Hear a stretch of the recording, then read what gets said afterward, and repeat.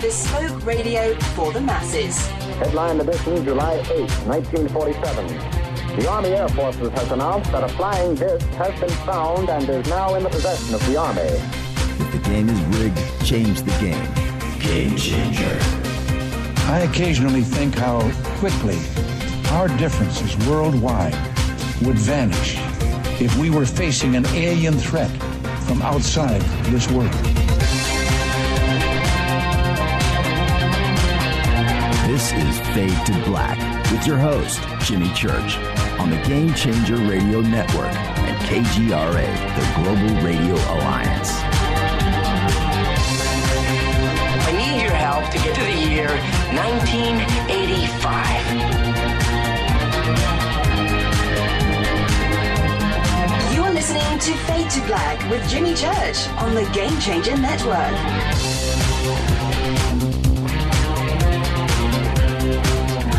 What up, what up, what up? How you doing? Fade to Black. Bespoke radio for the masses.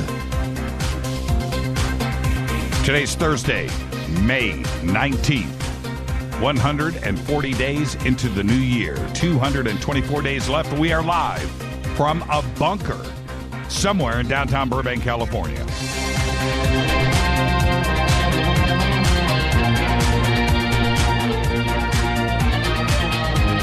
I'd like to welcome everybody listening all around the world, all across the United States, hither and thither, to and fro, back and forth, up and down, east and west, north and south, far and near. This is Fade to Black for KJCR, the Game Changer Network, and KGRA, the Planet.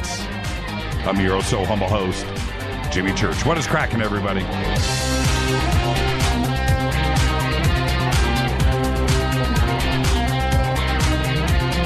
Tonight we have a very special broadcast. It is Fadernight. Of course, we have Jon Rappoport at the bottom of the hour with his No More Fake newsroom. And then Nurse Nancy's going to be here. She's going to tell us about the dream she had 2 nights ago. We're going to go through it in detail because Kelly Sullivan Walden is here to analyze everything. And then, of course, open lines. It's your night. The call-in number, 323-825-5045. You can follow us on Twitter, at JChurchRadio, Facebook, YouTube. Everything is Fade to Black, Jimmy Church Radio. You know what to do. Follow, like, and subscribe. Go over to the website. Click on everything. Get it done. You can email throughout the show tonight, Jimmy@JimmyChurchRadio.com. Just make it good. It'll get past the producers here and somehow make it into me. And if you're lucky, I'll read it on the air. And if you're really lucky, I'll reply. And if I reply, print it out, because it's 2 times a year that I do that. Frame it. Hang it next to your fireplace. Yeah. No joke. Yeah. Oh, man. Let's go. Crazy 24 hours around the world. We're going to get into that in just a minute. But first, let's just go through the stuff that we need to do to support the show, support yourself. Go to Life Change Tea right now. GetTheTea.com. I got jacked up today on supplements. Had to get up early this morning and get right on this news cycle and try to filter through what's going on. And I did it with Life Change Tea. GetTheTea.com. Very simple. Go to JimmyChurchRadio.com. Click on the banner. Use the promo code Jimmy. Get it done. Free shipping on your order. It is the best products out there anywhere. I line them up every day, and I pop pills, and I'm better for it. Yeah, you want to be like me, don't you? Check out our sponsor, too, Studio Dome. Surround sound. It's just an amazing setup. True wireless stereo, TWS, the latest Bluetooth technology in a hard shell case. 2 high-fidelity SBB2 speakers linked together without wires, in stereo, and you can rock. Use the promo code JCRTWS. You get the whole system for $129. Go and do it now. The links are at JimmyChurchRadio.com. You forget that promo code JCRTWS, it's in the banner. No excuses. Go and do it. All right. We've got less than 2 short weeks to Contact in the Desert, June 3rd through the 6th. This week, Let me see here. Let me take a peek. This week on Coast to Coast, I'll be doing Coast over the weekend. My guest will be Graham Hancock, and he will be appearing at Contact in the Desert. So check out Coast to Coast this weekend. Also on Coast to Coast this weekend, Daryl Sims, the Alien Hunter. That's Saturday night. And then right after that is the Roswell Festival, June 30th through July 3rd, Roswell, New Mexico. Links are over at the website. And then the Awareness Life Expo, Crown Plaza Hotel, Sacramento, California, August 13th and 14th. All right, let's get the show cracking. Today, Pete Townsend, 71 years old. I went through some Pete Townsend stuff today. Rough Boys. Yeah. And I didn't know. Oh, I can't even remember now. I watched Pete Townsend do a acoustic cover of, man, what was it? Was it The Cure? Was it Tears for Fears? I can't remember. It was just an hour ago. Pretty cool. Peter Mayhew, or Chewbacca, today is 72. And Les Johnson III is 29. Happy birthday, Les. There you go. Our dead guys' birthdays today. And check this out. Today, Malcolm X, Andre the Giant, Ferdinand Magellan, Joey Ramone, and Ho Chi Minh and Pol Pot. All had birthdays today. Ho Chi Minh and Pol Pot shared the same birthday. That's trippy. And, I wonder if they knew. I wonder if they partied together. On this day in history, 1935, T.E. Lawrence, known to the world as Lawrence of Arabia, dies as a retired Air Force mechanic living under an assumed name. Now, we all know about the legendary war hero, author, archaeological scholar. He gave in to injuries that he suffered in a motorcycle accident 6 days before when he swerved to avoid two kids on bicycles. That's how Lawrence of Arabia left this planet. Crazy, isn't it? After everything that he went through in World War I, and then he swerves to avoid a couple of kids and gave in on a motorcycle. So there you go. Have you guys ever seen the movie Hollywood Nights? Hollywood Nights. If you haven't, put it on your bucket list, write it down, go check it out. One of the funniest movies ever in the history of cinema. But there's a scene, there's a line in that movie. Lawrence of Arabia. I was going to sing it. Can't do it. Just go check out Hollywood Nights. All right. Fader fact. Handwriting has declined so much that 1 in 3 respondents to a UK survey said that they had not written anything by hand in the previous 6 months. That's nuts. That's nuts. Do they teach handwriting, cursive in school anymore? Do they do that? Do they? Somebody tell me, who's got kids in school right now? I don't. It's Rita and I are well past that. Our kids are in college, and I don't even think they write in college anymore either. But do they teach cursive, handwriting?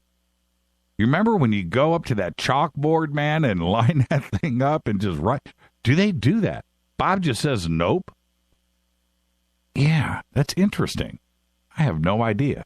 So would they teach typing, right? Do they teach typing in school instead of handwriting? I'm wondering about this out loud.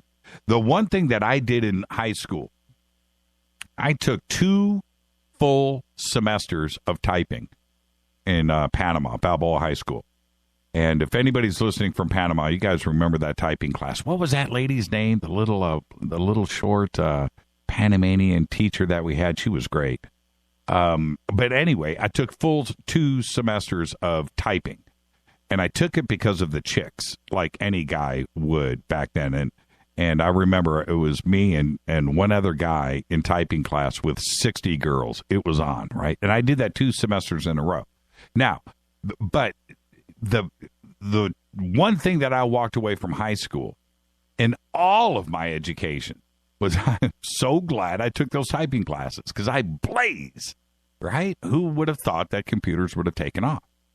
And I really got into typing and legal documents and no mistakes and timing and clocks and all of that stuff. 2 full semesters of typing. And today it was the one thing that I am just so thankful for. So I'm just wondering. No, we had the IBM Selectric, Nancy. We didn't have manual typewriters. Those things wore my fingers out. But, yeah. So do they teach that in school now, right? How to correctly type. Word processing. That's, Anybody know? Let's see. I'm just looking through. Man, Twitter's moving too fast. I can't follow you guys. You guys are too quick. I'm not surprised that they don't. In elementary school, they had to learn how to use Microsoft Word. Oh, really? I did not know that. Okay. All right. Tonight's another Fader night. It is Thursday. I am in the chair. Jon Rappoport at the bottom of the hour with this No More Fake Newsroom. And then at the top of the hour, Nurse Nancy is going to be here to tell us about this dream that we were talking about last night that she had 2 nights ago. And so we're going to do that. And Kelly Sullivan Walden is going to be right here along with us. She is the dream expert. And she's going to analyze everything tonight. Very fortunate that Kelly Sullivan is in town and available because this was all just last moment because it just happened 2 nights ago. So there you go. It's your night. The call-in number, 323-825-5045. Well, it happened last night during the show. EgyptAir Flight 804 disappeared from radar. And I stayed up late last night watching the news reports, hoping that it wasn't going to turn out like it did today. More on that in just a second. But I stayed up and flipping channels and all over the internet and scouring for news, which didn't come. And so this morning, get up early, immediately, I'm on the internet and going to my sources and trying to find out anything, right? And I was shocked. I even woke up in the middle of the night last night and checked the news, and there was nothing. So woke up this morning, nothing. I thought, wait a minute, this is impossible, right? Now, as of showtime tonight, this is what we know. Are you ready for the update right now? We know nothing. Nothing. I don't get it. This is what we know. 1:24 a.m. last night, EgyptAir 804 had entered Athens airspace. At 1:48 a.m. was the last voice contact with the plane. At 2:27 a.m., Greek air traffic control tries to contact the plane with no response. At 2:29 and 40 seconds, the aircraft signal was lost. At 2:45 a.m., 15 minutes later, a search and rescue operations were officially activated. That's what we know, and that's all we've got. That's it. Few reports came out today. Very slim. Few. The plane, one report is that the plane took a sharp 90-degree turn, apparently to the left, and then did a 360, right, after that, and then it was done. That's it, over. There was that report. There was a report this morning, as everybody knows, early on, that they had found some debris a couple of 100 miles from Cyprus. Turned out to be not from the plane. Don't know what it was. There were reports of life vests in the water. Turned out to be no, false. And right now, we know nothing. Now, after MH370, after the attempted hijacking 2 months ago, after the Metro Air bomb that happened in the Sinai, if you remember, the Russian plane that was blown up, ISIS claimed responsibility for that. After all of that, that today, another, and there was the other plane that dropped off radar, but that was recovered. They found that wreckage. But planes dropping out of the sky, right? Dropping off a radar. How can they expect us to sit and listen to this rhetoric? I don't know, and I'm not jumping on any conspiracy bandwagon today. I want to. But what I do know is that we know nothing. And that's not right. It doesn't make any sense. Why? Very simply put, this is not over the southern Indian Ocean. This isn't in the Arctic Ocean. This isn't over the middle of the Atlantic or the Pacific. This is the Mediterranean. One of the most traversed, if not the most trafficked and traversed body of water in the world, period. And the Mediterranean is literally covered with maritime activity. Thousands and thousands of boats and ships all the time. How about the military that is there? I don't know if we have 2 of our aircraft carrier fleets there or 1, but I'm sure that we do, and we have a huge military presence there. Not only is there the activity that is going on right now in Egypt and Libya, right now, so you know that we've got a Navy presence there, but that is all of the other countries there do too. How many islands right there with Greece, and the amount of tourism and passenger liners that are just crisscrossing that area day and night. There's that element. The fishing fleets that are there. It's incredible. There's that. Then we have all of the commercial freighters and food and everything else that is just crisscross, oil, everything that is just crisscrossing the Mediterranean day and night. That we don't know nothing. Nobody saw nothing. We don't have any eyewitnesses. I'm feeling strange. It doesn't make any sense. To me, the Mediterranean, this is me speaking, and I'll speak for everybody right now. It is almost as if this plane disappeared over Los Angeles. Just disappeared. Don't know where it crashed. Don't know what happened. Nobody saw anything. It doesn't make any sense. Way too many boats. Way too many. I would have thought. I was speaking with Jon Rappoport right before the show tonight about this. And he goes, so Jimmy, what do you think? I said, you know what? You know what I know? I know that nobody is talking. And that doesn't make any sense. There has to be witnesses. There has to be something. This is the Mediterranean. It's not some body of water where there's a ship passing once in a while.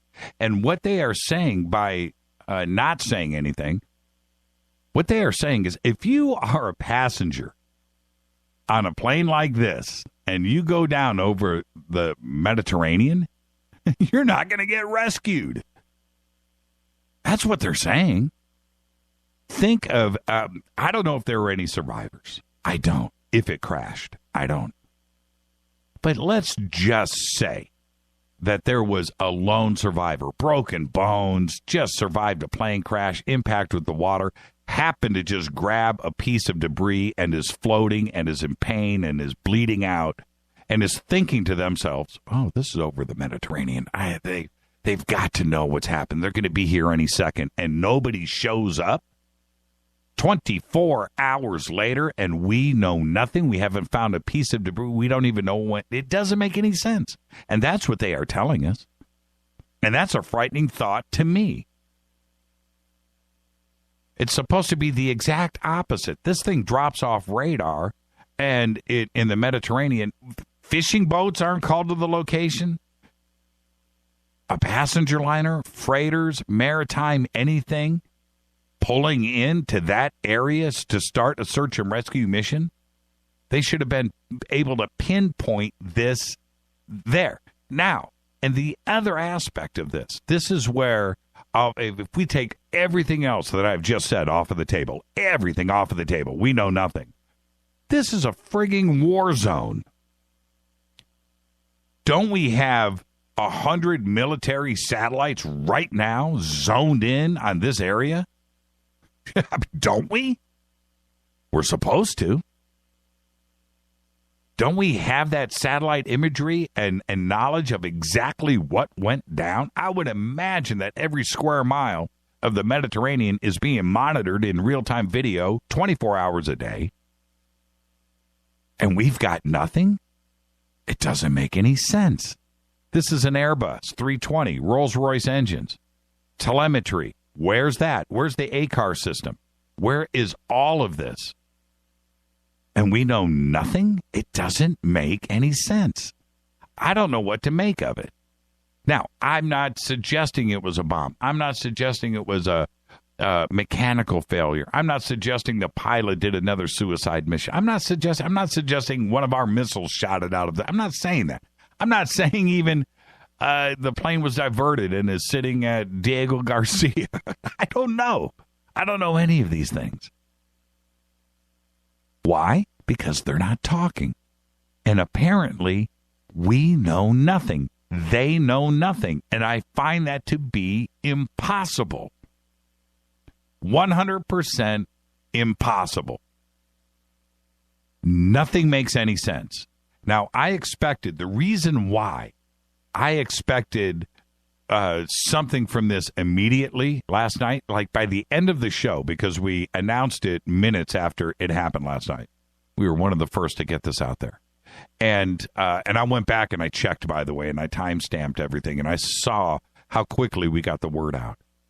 And combined with that, I know about the amount of time that went by. I thought that in an hour, 2 hours, boats were going to be on the scene. They were going to find debris and possibly survivors. And then, but not 24 hours later and not have a shred of evidence, a piece of debris, nothing. All we know, they've released the pilots' names. That's all we know. It's completely nuts. Now, what do we do about this? We just went through this with MH370. Just went through it. And now we have the exact same situation. And I want to make something very clear here. The flight path, whatever the flight path was of MH370, it was out without radar contact, out over in completely wide open water, 1,000 miles from Western Australia. Or 1,000 miles south of India. That's a big chunk of ocean. And I get that. That is a bitter pill to swallow, but we don't have any idea. Apparently. Allegedly. But in this case, flying over islands in Greece, in the Mediterranean, and we don't know where this plane is, this one is tough. And this is a tough one for them. I have no idea what they expect us as a world to believe. Because in this case, I'm not buying it, and I don't know what's going on. Are they covering up a bomb? Are they trying to, are they doing that? I don't know. I don't know what the intention is. The other thought that is even crazier is there were 3 security air marshals on board on this plane. That we know. The plane took off from Paris. It's a 4-hour flight. It was getting ready to land in Egypt. It was getting close. It was at the end of its flight, cruising at 37,000 feet. And if a bomb was put on the plane in Paris, I'm just saying, how was somebody timing that? Was there a timer on it? That's the first thing. To go off over the Mediterranean, was it supposed to do it when it landed? Was it supposed to do it over Italy? I don't know. I have no idea. But that's pretty sophisticated, right? Or was it a remote firing off of this bomb from a boat that was in the Mediterranean and planes flying over? Seems sophisticated, but I don't know how a bomb goes off 3.5 hours later into this flight and it just goes off over the Mediterranean, right? So there's that. So we can kind of take that off the table, in my opinion. There's 56 passengers on this plane. 3 are air marshals, 10 are crew.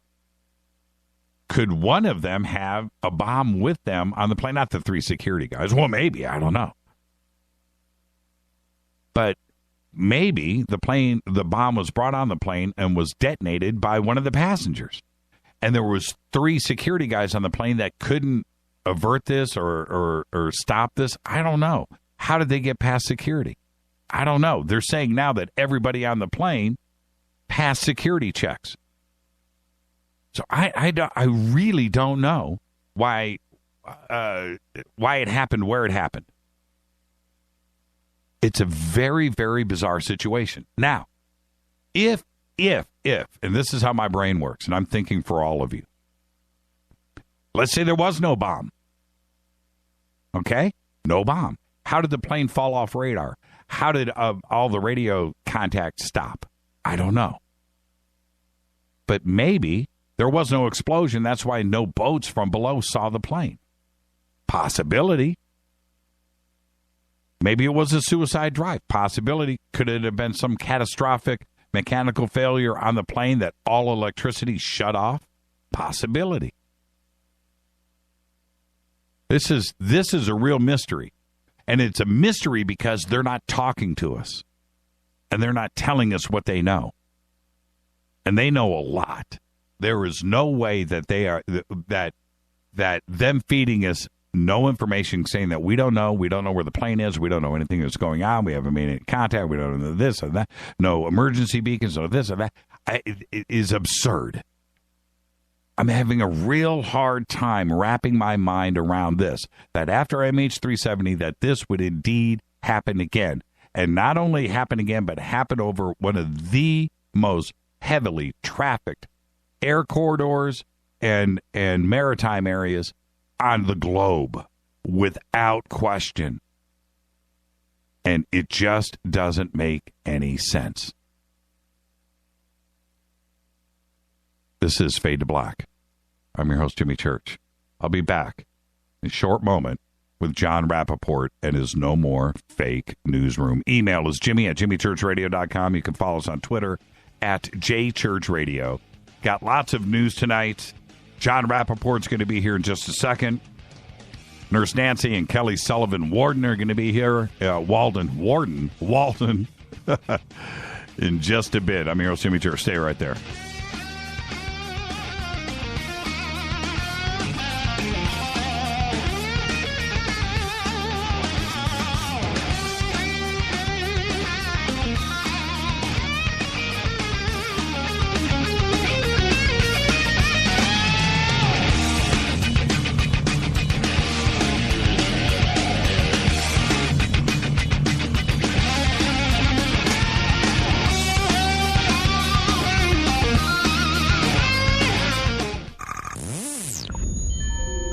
You're listening to Jimmy Church, Fade to Black. Fade to Black will now pause for alien identification. The station that talks the net. KGRA Radio. What's up, revolutionaries? It's me, Jimmy Church. Do you have an IRS or state tax issue? Well, I did, and I called national tax experts. My problems were fixed, done, fini, and man, I gotta tell you, it was a relief. National Tax Experts are a recognized tax office that services clients in all 50 states. It doesn't matter where you live. Give them a call. I'm telling you, they take the time to understand each and every client's individual financial status as well as their financial goals. And that's exactly what you need, my brother, when you're taking on the evil 3-letter. So, seriously, give them a call today at 1-877-909-5444.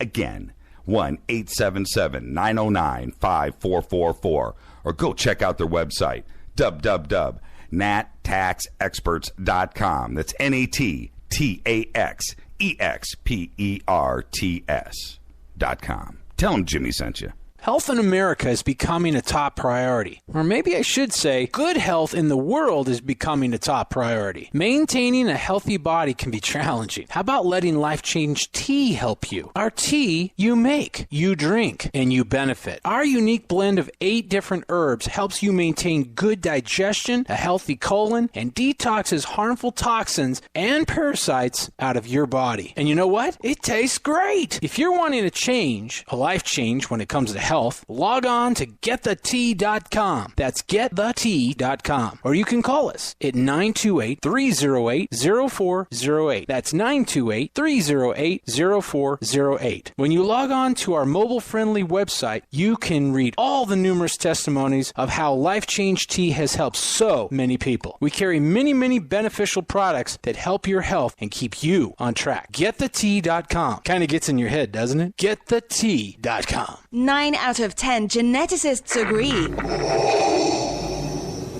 Fade to Black is not your father's radio show on the Game Changer Radio Network and KGRA, The Planet. Hi, this is Chase Kletsky with Fate Magazine Radio, and you're listening to Jimmy Church and Fade to Black on the Game Changer Network and the KGRA digital broadcast station, where the Fadernauts rock. Hi, this is Rob Reiner from Anvil, and you're listening to JimmyChurchRadio.com. What's up? I'm Chris. What up? This is Kyle Massey, and you're listening to Jimmy Church Radio.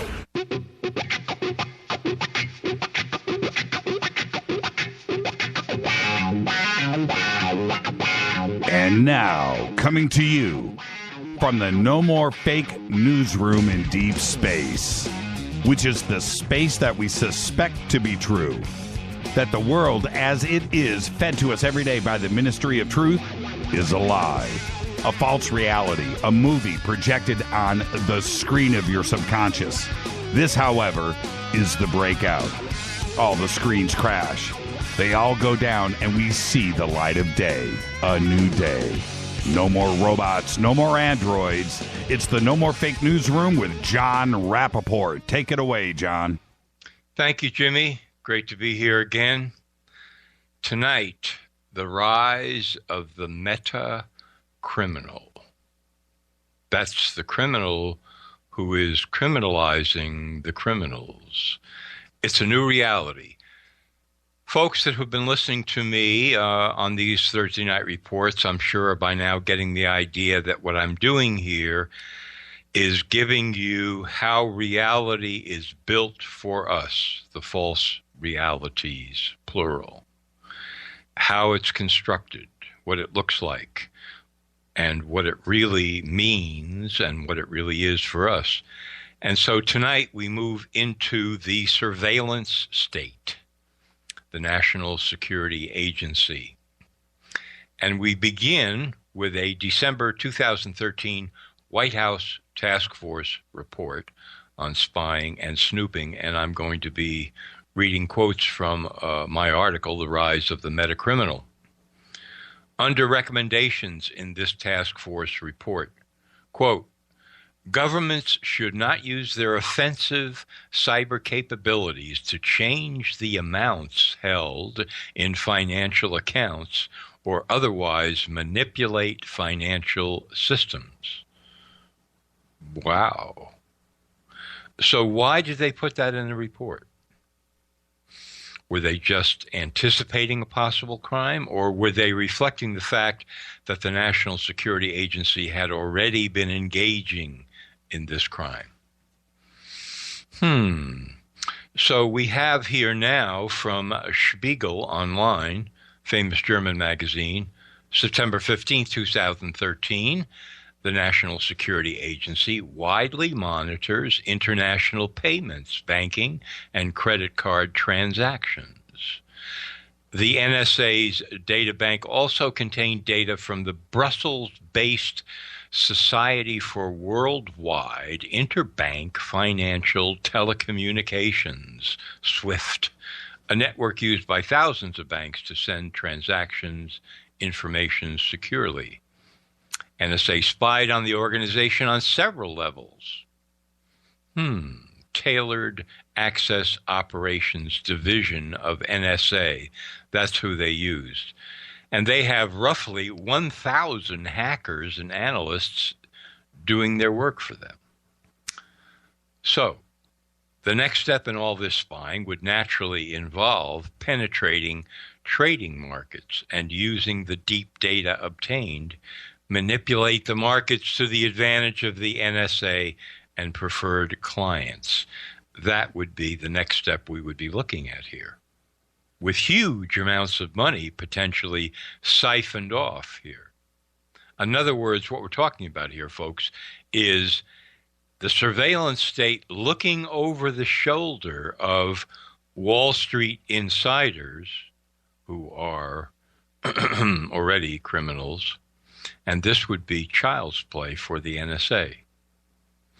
Also, being able to predict political events that would temporarily drive markets down and provide golden opportunities for highly profitable short selling. That's where you bet against something going up. You're betting it's going down.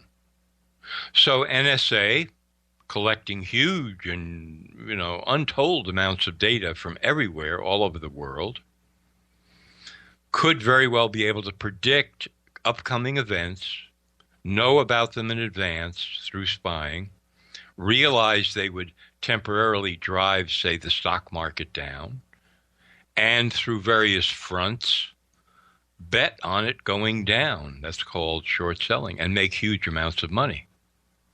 Like drug traffickers and other mobsters, the NSA could invest their ill-gotten gains in legitimate enterprises and reap additional rewards.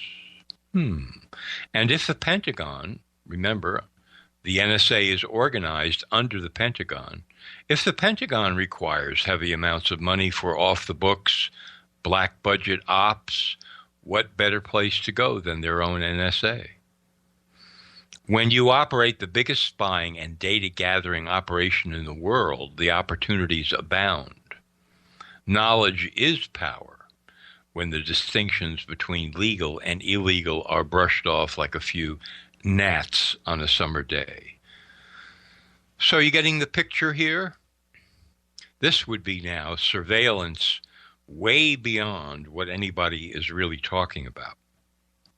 Surveillance on upcoming events. Surveillance that goes deep into Wall Street and the trading firms who know what is going to be happening in these markets, to be able to predict the ups and the downs and to invest and benefit hugely, invest through various front groups.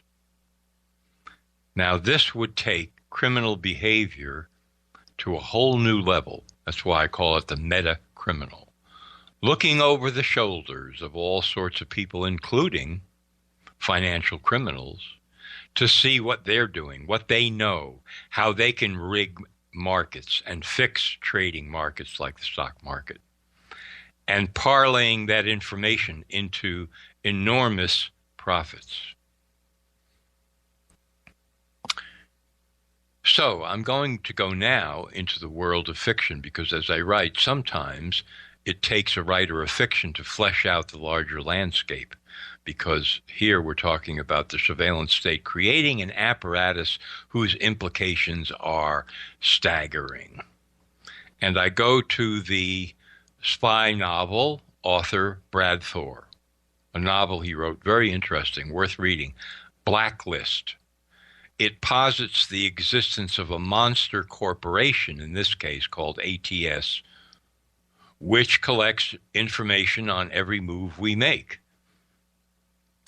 On pages 117 to 118 of Blacklist, here's the inference, folks.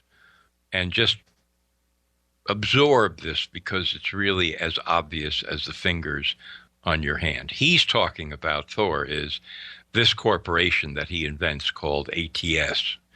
But really, he could be talking about the NSA, National Security Agency. had been using its technological superiority to conduct massive insider trading. Since the early 1980s, the company had spied on anyone and everyone in the financial world. They listened in on phone calls, intercepted faxes, and evolved right along with the technology, hacking internal computer networks and email accounts. They created mountains of black dollars for themselves, which they washed through various programs they were running under secret contract, far from the prying eyes of financial regulators. These black dollars were invested into hard assets around the world, as well as in the stock market, through sham offshore corporations, or we've heard about that recently, Panama Papers. They also funneled the money into reams of promising R&D projects, which eventually would be turned around and sold to the Pentagon or the CIA. In short, ATS, substitute NSA, had created its own license to print money and had assured itself a place beyond examination or reproach. Boom. Getting the picture there? Seeing how this could operate? We know that corporations and the NSA are collecting gigantic amounts of data on us in order to profile us and sell us things. What does this person really want? What are they interested in? What websites do they go to? What subjects attract them? Oh, okay, we're going to use this data to put up ads and to sell people things and so on and so forth. Well, to create such profiles now appears to be child's play for these corporations and for the NSA.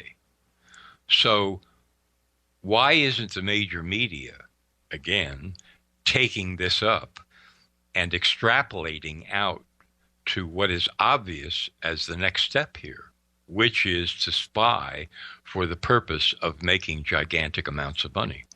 I mean, do you think these people are saying, well, now, there's a limit to what we should do here, because obviously we can go into Wall Street computers, we can spy on all kinds of financial transactions around the world. I mean, we have been doing that. So we can parlay this data into profiles of stocks on the stock market and commodities and everything that's traded, currencies all around the world. We have the premier entree into all of that. And we can make that pay off for us, not just a little bit, but in gigantic amounts of ongoing money that we can then divert and use for any purposes we want to. We can invest in corporations. We can set up companies. We can do anything we like. This is the next step, the obvious next step when you're looking at Big Brother, when you're looking at what the Snowden revelations have given us and other whistleblowers, Drake and so forth, before him, about the extent, the actual extent, not the word from the government. Yeah, we spy a little in the war on terror. No. They're spying on everybody all the time. So that's the inference. And that's where major media are afraid to go. That's where they don't want to do any serious exploration, because then everybody would wake up to the fact that the finances, the inner core and the guts of trading dollars and stocks and so forth, the financial world itself is an open book to the NSA and potentially to other spying corporations as well. And with that knowledge, they can now become a new type of criminal, the meta-criminal. They can float and fly above all of this data, collate it, use it, develop algorithms, make predictions, and begin to bank billions, hundreds of billions, and even trillions of dollars. Just steal it, siphon it off, use it for their own purposes. Quoting again from my article, we think about total surveillance as being directed at private citizens, but the capability has unlimited payoffs when it targets financial markets and the people who have intimate knowledge of them. Total security awareness programs of surveillance are ideal spying ops in the financial arena designed to suck up millions of bits of inside information, utilize them to make investments, and suck up billions or trillions of dollars. And that would be, again, on an ongoing basis, giving new meaning to the rich get richer. Now consider this. These same heavy hitters, surveillance state, who have unfettered access to financial information can also choose at opportune moments, wait for it, to expose certain scandals and crimes, not their own, of course. In this way, they can, at their whim, cripple governments, banks, corporations. They can cripple investment houses, insurance companies, and hedge funds. Or, alternatively, they can merely blackmail these organizations. We think we know how scandals are exposed by the press, but actually we don't. Tips are given to people who give them to other people. Usually the first clue that starts the ball rolling comes from a source who remains in the shadows. We are talking about the creation and managing of realities on all sides, including the choice of when and where and how to provide a glimpse of a crime or a scandal. So now we're expanding this out, so we're talking about what reality through the news is presented to all of us every day. Because when you have this kind of spying capability, when you can worm your way into criminal organizations or corporations who cheat like crazy, or foundations that are carrying on grossly illegal matters, you can sit back and say, well, you know, I think it's time to expose part of this. Let's do that. Yeah, because we can turn that to our advantage. And of course, hey, we're becoming the people who shape the news. What is news? What isn't news? We are painting the picture of reality for the public. If we want to demoralize people, for example, which is always a good operation if you're trying to control society, we'll let loose with a few horrific scandals that'll just, make the public lose faith. Okay, so let's take this corporation, or let's take that foundation, or let's take this. And of course, we won't reveal everything, because everything eventually comes back to us, but we'll reveal just enough to put people in a state of, how much worse can things get? I'm demoralized. It's all hopeless. It's horrendous. You see? Shaping reality. The information matrix can be tapped into and plumbed, and it can also be used to dispense choice clusters of data that end up constituting the media reality of painted pictures, which every day show billions of people what's the news? What's the news today? Yeah, what's the news today? It's likely that the probe that Ron Paul was once pushing, audit the Federal Reserve, remember that, has already been done by those who control unlimited global surveillance. They already know far more than any congressional investigation will uncover. If they know the deepest truths about the Federal Reserve, the cheating, the lying, the stealing, the invention of money out of thin air, and all of that, they can use these secrets to, for example, blackmail, manipulate, and control the Fed Reserve itself. In this global surveillance world, we need to ask new questions and think along different lines now. For example, how long before the mortgage derivative crisis hit did the masters of surveillance know, from spying on bank records, that insupportable debt was accumulating at a lethal pace? What did they do with that information? When did they know that at least $1 trillion was missing from Pentagon accounting books as Donald Rumsfeld eventually admitted on September 10th, 2001. And what did they do with that information? When did they know the details of the Libor rate-fixing scandal? Press reports indicate that Barclays was trying to rig interest rates as early as January 2005. Getting all this? See where we're going with this, folks? We say, well, something has been exposed here. Fantastic. You know, the banks are doing X, Y, Z, and so forth and so on. But of course, we're only getting part of the story, called a limited hangout by intelligence agencies. That's their term for it. We're only getting part of the story, and we don't actually know where that story came from, where the first source was. I mean, I've talked to many reporters over the year about their first sources, and they are very reluctant to talk about that. In most cases, they don't even know, because the source that feeds the story to them, their reliable source, got that information from somewhere else, and that person possibly from yet somewhere else. So how often, when we learn about these scandals, when they're fed to us in a limited fashion, is it really the surveillance state itself that's decided to give us this information? And if they knew it long before we did, which certainly they did, what did they do with that information when they first discovered it? I mean, oh boys, look what we've got here.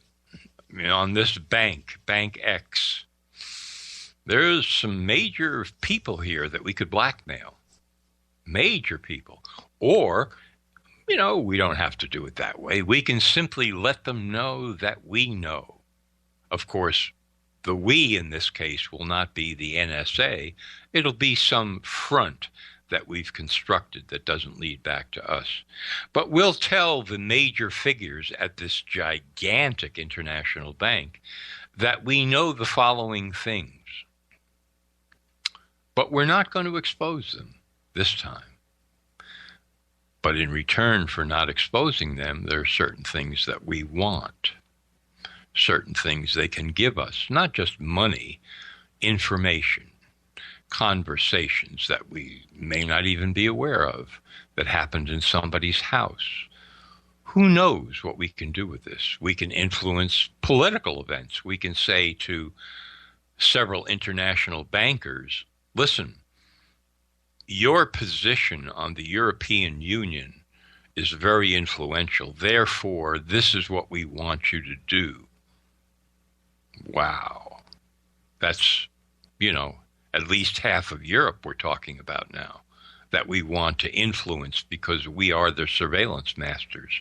And we say, look, boys, as you can see, we've got the goods on you. Okay, so we're not going to do anything. You know, we could send you to jail. I mean, we've got enough here to have you prosecuted in 7 different countries around the world, and you would not see the light of day for quite some time, as you can see, because we've given you chapter and verse. But we're not going to do anything. In return, we want certain things to happen in the European Union. A, B, C. We want to direct where the EU is going in certain respects. Not terrible. Gives you your freedom. You can continue to live in high style. That's what we want to see. Show it to us. We'll get back to you. That's what we're talking about, folks. That's where this can go, where it most probably has already gone. In addition to all of the spying and the manipulating and the rigging of financial markets around the world, we're talking about the rigging of reality itself. We want to guide this that way, and we want to guide that this way. And we have enough information on people who are in positions of high power, most of whom are criminals in one way or another, that we can apply the pressure and we can make things happen, what we want to happen. This is a whole new level of diplomacy, let's call it. It's diplomacy that no one has ever been able to carry out on a scale like this before. because of our unparalleled surveillance access. And so, you know, we have a few good friends at the U.S. State Department that we should be sitting down with because they're in the diplomacy business. And we can do, really, when you look at it, a great deal more than they can to make certain things happen. Same with Congress, same with the White House, same with every branch of government. Whatever their objectives are, whatever they want, we can make it happen a lot faster than they can with the kind of information that we have. And once we let them know that and create a sense of dependency on us to help them get what they want, then who is really in control at that point? John, I've got to jump in right there. And my question is, before we run out of time, does the NSA truly have any oversight? I mean, who does the head of the NSA answer to? The Pentagon. You know, it's really organized under the Navy. So the answer is basically no. You know, because this is not oversight that we're talking about. Of course, all of this is ultimately under the executive branch of government, and so you could carry it all the way to the White House. But in practical terms, the answer is no. There is no oversight of the gigantic colossus that is the NSA. Yeah, the GAO. If anybody wanted to go in and question, is there anybody that has that kind of power? Is there anybody that can go over anything that they are doing? Well, sure, theoretically. For example, the president could say, in the wake of Edward Snowden, look, I'm going to appoint an independent prosecutor or a task force to go into the NSA and to find out exactly what they're really doing. Good luck. Right.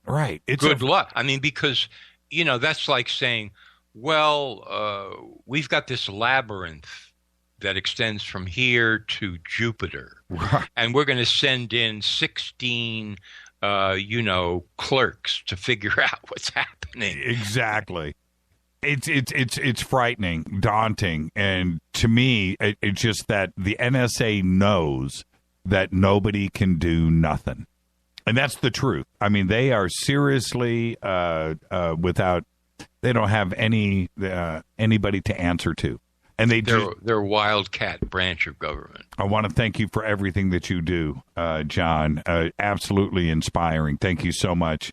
John, thank you, Jimmy. Yeah, thank you, sir. The website is nomorefakenews.com. Jon Rappoport. Good night, John. We'll see you on Monday. Good night, Jimmy. Good night.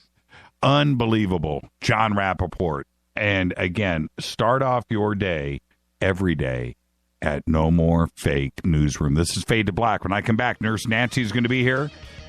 Kelly Sullivan Walden is going to be here. This is Fade to Black. I'm your host, Jimmy Church. Follow us on Twitter at JChurchRadio. We've got some great stuff coming up.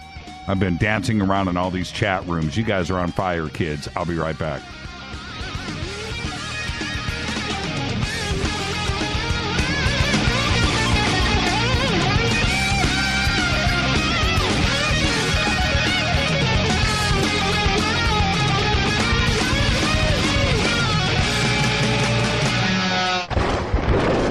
This is Fade to Black with Jimmy Church on the Game Changer Radio Network and KGRA, the Global Radio Alliance. The station that talks the net. KGRA Radio. Hello, I'm Katie, and you're listening to my main man, Jimmy Church, on jimmychurchradio.com. Hi, this is Ray Hobbs here, repping the planet, and you're listening to my good friend, Jimmy Church, Fade to Black, on the Game Changer Network and the KGRA Digital Broadcast Station. What would your life be like if you woke up each morning with new vitality, feeling better than you have in years, and you noticed a difference in your sleeping patterns, blood sugar levels, and had a sense of well-being overall? There's something that is changing thousands of people's lives, and you could be one of them. It's called Heart and Body Extract. Sharon Harris, co-creator of Heart and Body Extract, talks about the positive effects of this product. What happens with the formula Heart and Body Extract is it's giving the body the necessary vitamins, minerals, amino acids, enzymes, and phytonutrients so the body will heal itself. And yes, the body does have the ability to balance blood pressure, balance cholesterol, clean and unclog the arteries. It can also work on balancing the circulation for diabetics. So the body is an amazing thing. It simply needs some help so it has the tools to heal itself. To order your 2-month supply, call now toll-free 866-295-5305. Order online at hbextract.com. Imagine no longer being tied down to your computer, but having the freedom to take live talk radio with you anywhere you go. TalkStream Live introduces our first ever iPhone application. The talk shows you follow now follow you. And your iPhone is now the fastest and easiest way to stay connected to the best talk radio on the internet. Let TalkStream Live transform the way you listen to radio. Listen to live talk shows 24 hours a day, 7 days a week. Mobile talk radio from TalkStream Live. Now available in the iTunes App Store. This is Toby Kebbell. You're listening to JimmyChurchRadio.com. Don't hurt me, Jimmy. I'm only little. Hey, I'm Adrian Grenier. And this is Ari Gold. We're the Honey Brothers. We're of the Honey Brothers. Hey, I'm Adrian Grenier. And I'm Ari Gold. We're the Honey Brothers. And you're listening to Jimmy Church. The Revolution. What's up, Fadernauts? Studio Dome loves Fade to Black and the F2B audience so much that they have put together the ultimate stereo Bluetooth system. They've done it just for you. Man, check this out. The Studio Dome SBB2 stereo system is here. It's featuring 2 Studio Boombox 2 SBB2 wireless Bluetooth speakers, packed in its own custom hardshell case. This Studio Dome system features the very latest in stereo Bluetooth technology. The 2 full-range boomboxes are in true wireless stereo. You've got to hear this. It's amazing. It's just $129, and use the promo code JCRTWS, and you'll also get free shipping. It's simple. Just go to JimmyChurchRadio.com, click on the Studio Dome banner. Go Beckley Tepe. This is Micah Hanks of the Gralien Report, and you're listening to Jimmy Church on Fade to Black, across the globe on the Game Changer Radio Network and the one and only KGRA Radio, The Planet.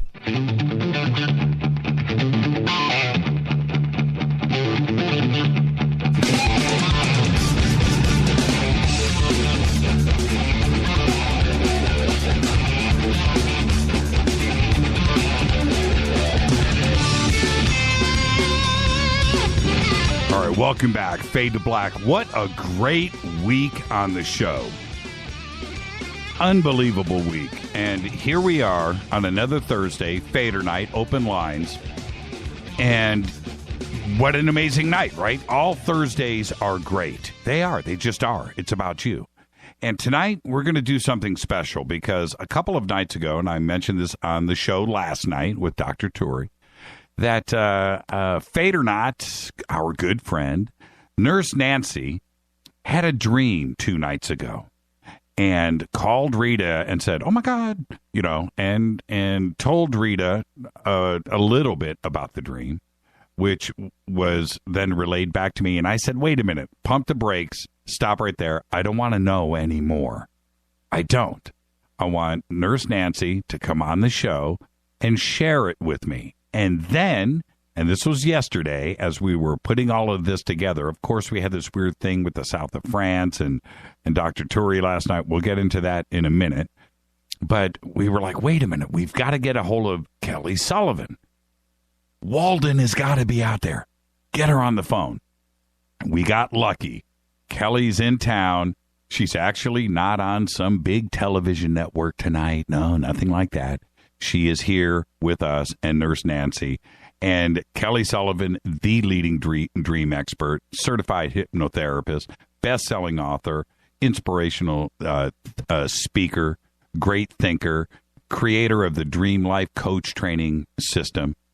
And not only that, but just one of the coolest people that I know. And I'm going to welcome both of you, Nancy and Kelly, back to the show. But just let me say this, Kelly. Kelly, you're a great dresser. What are you wearing right now?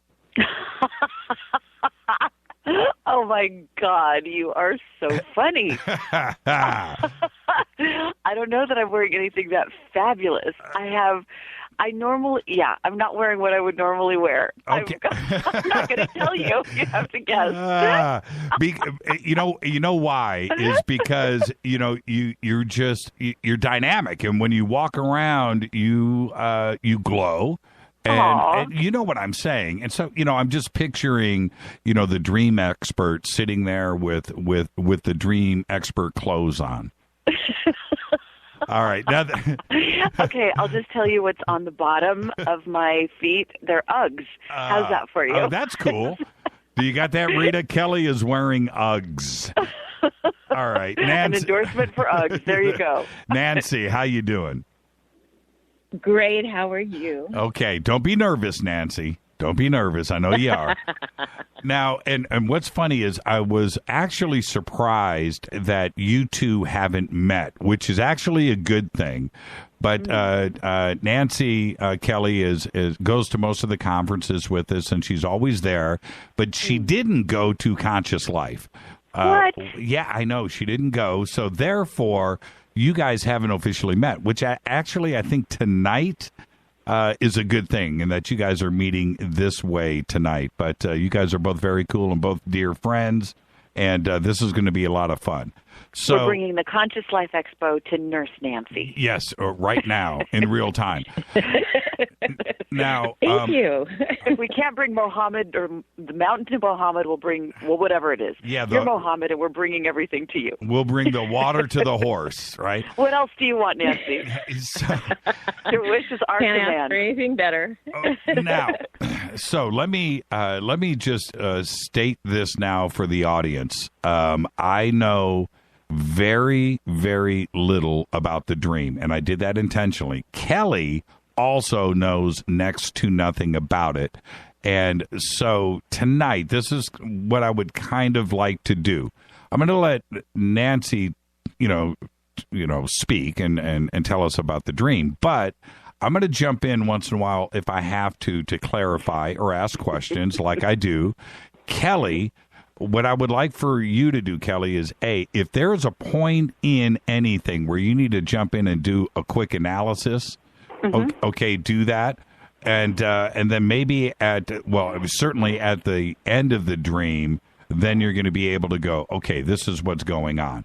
Sure. So let's see if we can get through this. I'm so excited. Now, Nancy, this better be good, Nancy, with all this. I know, right? No pressure. I know. Yeah, no pressure. No pressure. Nancy, do you remember your dreams?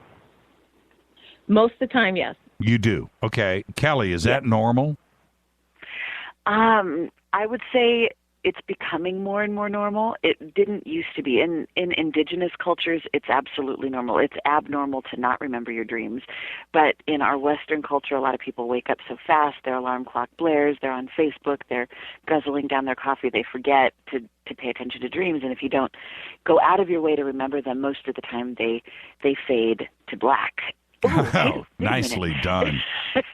but people that go out of their way to remember them, they obviously recognize there's value in them, unless Nancy is one of those people that the dreams just come chasing after her and she doesn't have to go after them. So which is it, Nancy? Do you chase after the dream, or do they chase after you, or a little of both? Mainly it's like my favorite part of my sleep is my dreams, because they occur. Mm-hmm. It's not anything like, I really want to dream something tonight. I don't have to ask that. All I ask before I go to sleep is, put something in my dreams that I can use, in my life. Good girl. And yay. Just kind of be open to whatever, because, there's different ways that you learn from life, and dreams are extremely important. I mean, they tell you things that you don't tell yourself. Jimmy Church, I love this woman. Yeah, she's a great one. She's amazing. She's amazing. She's a woman after my own heart, for sure. Nancy, have you ever dreamed about me before? Twice. Oh, okay. Now, see, I didn't and expect that. They were really quick blibs, and it was always both of them, and including in this one, I was always trying to help you find something. Okay, and we're gonna we're gonna get to that. Have you ever dreamed about Rita before? Just as in the dreams, both of you were in the dreams before. Okay. So this is going to be interesting. And was it? You know what? Let's just cut to the chase here. Let's get started. To start from the beginning, and how did the dream start? Don't tell us what it was about. Just take us on a journey here. How did the dream start? Well, first, when I dream, the first thing I do is I usually get a scene in front of me, and then I orientate myself to the scene, like, okay, where am I? Is it cold? Is it hot? What's the location? Who are the players? I kind of orientate myself to the vision or the picture that's in front of me. And basically what I was in the middle of a forest, and it was like really gnarly looking trees. It looked like it was fall because there was no leaves on the trees. The sunlight was a little dim. And it was kind of like a cartoonish kind of feel to it. And I just went, okay, that's kind of strange. And I just kind of took it all in and looked at it and said, okay, what am I doing here? What's the next step? And then I heard a conversation that we were having. And you were on the phone. Who's we? Jimmy and I. Okay. Jimmy and I. He was on the phone, and he was saying, Nancy, I'm in France. The car broke down. Rita's with the car. I can't believe I left her, but we're so close. And I'm like sitting here, as he's saying this, I'm tapping into his journey that he went through. I actually see the car broke down. Rita's in the car. I see him walking and finally getting to the payphone. As he's talking, this timeline is going on, okay? And so he says, we're looking for an artifact of Rita's family. Wow. And we're so close. And we got to do this. We have to do this. And I'm like going, okay, what do you want me to do? And it was just kind of like, I'm there. Next thing I know, I'm in a car and I'm driving up next to the phone booth, picking him up. And the car is like a wacky racer car. It's not like a normal car. It's kind of like exaggerated, And so we start driving and the roads start melting. Okay. And then there's offshoots, and he couldn't remember what road he traveled because they all kind of interconnected. And the mountains were very jagged and had very steep slopes, and you saw the roads go up, and I saw one road that just went up a mountain and then it just stopped. And they were like an orange color, the roads were. And I kept going, where are we going? Where are we going? And he goes, it's just over here. It's just over here. And that road would end, and we have to back up and try another one. And they would constantly, intermix and disappear and appear. And finally, if you know me at all, I'm really in tune with my environment wherever I go, even though I haven't been there. I orientate myself to the land, to the streets, to where I'm going. So I kind of, intuitively okay, I need to know all this. I need to know where I'm going. I'll vouch for that. Go ahead. I'll vouch for that. She's Marco Polo when she gets behind the wheel in a strange city. She knows way too much. She knows the lay of the land. I wanted to ask you really quick, Nancy. So I picked you. So you fly to France, or you get to France. You teleport to France. I disappeared. Right, right. Yeah, I disappeared in a car. But we are trying to get back to Rita, right? Yes. Okay, yes. That's what's going on. Okay, go ahead. So I forgot a piece in the beginning of when you mentioned you were in France. I looked around and I saw the forest wasn't alpine. So I figured, okay, and I ask these questions and I get answers from some unknown source or whatever that answers my questions in my dreams. And I said, so this is in the south of France, and the voice said yes. And I'm like, okay, because it was more of kind of oaks and alders and, you know, that kind of less alpine-ish forest. And as we're driving along trying to figure it out, I'm getting more and more kind of frustrated with him because I'm like, okay, we need to go somewhere. What do you mean by that? And all of a sudden, because we weren't going anywhere. You were looking for Rita, but you weren't finding her. You were going up roads and down roads and not getting where you wanted to go. Okay. Right. And the other thing is he started getting more and more upset. I can't believe I left Rita. I can't believe I left Rita. I left Rita. Oh, my God, I left Rita. But I had to do it. And it was like he was getting real panicky. And so we drove by this, like, outdoor marketplace, okay? And the outside of it was looked like it fit the scenery, okay? But as we parked and we walked into it, all of a sudden it became something totally different. It was like a different reality. The air was silver, it had electricity in it, and the people were like shimmery. Wow. There was no humans in this marketplace.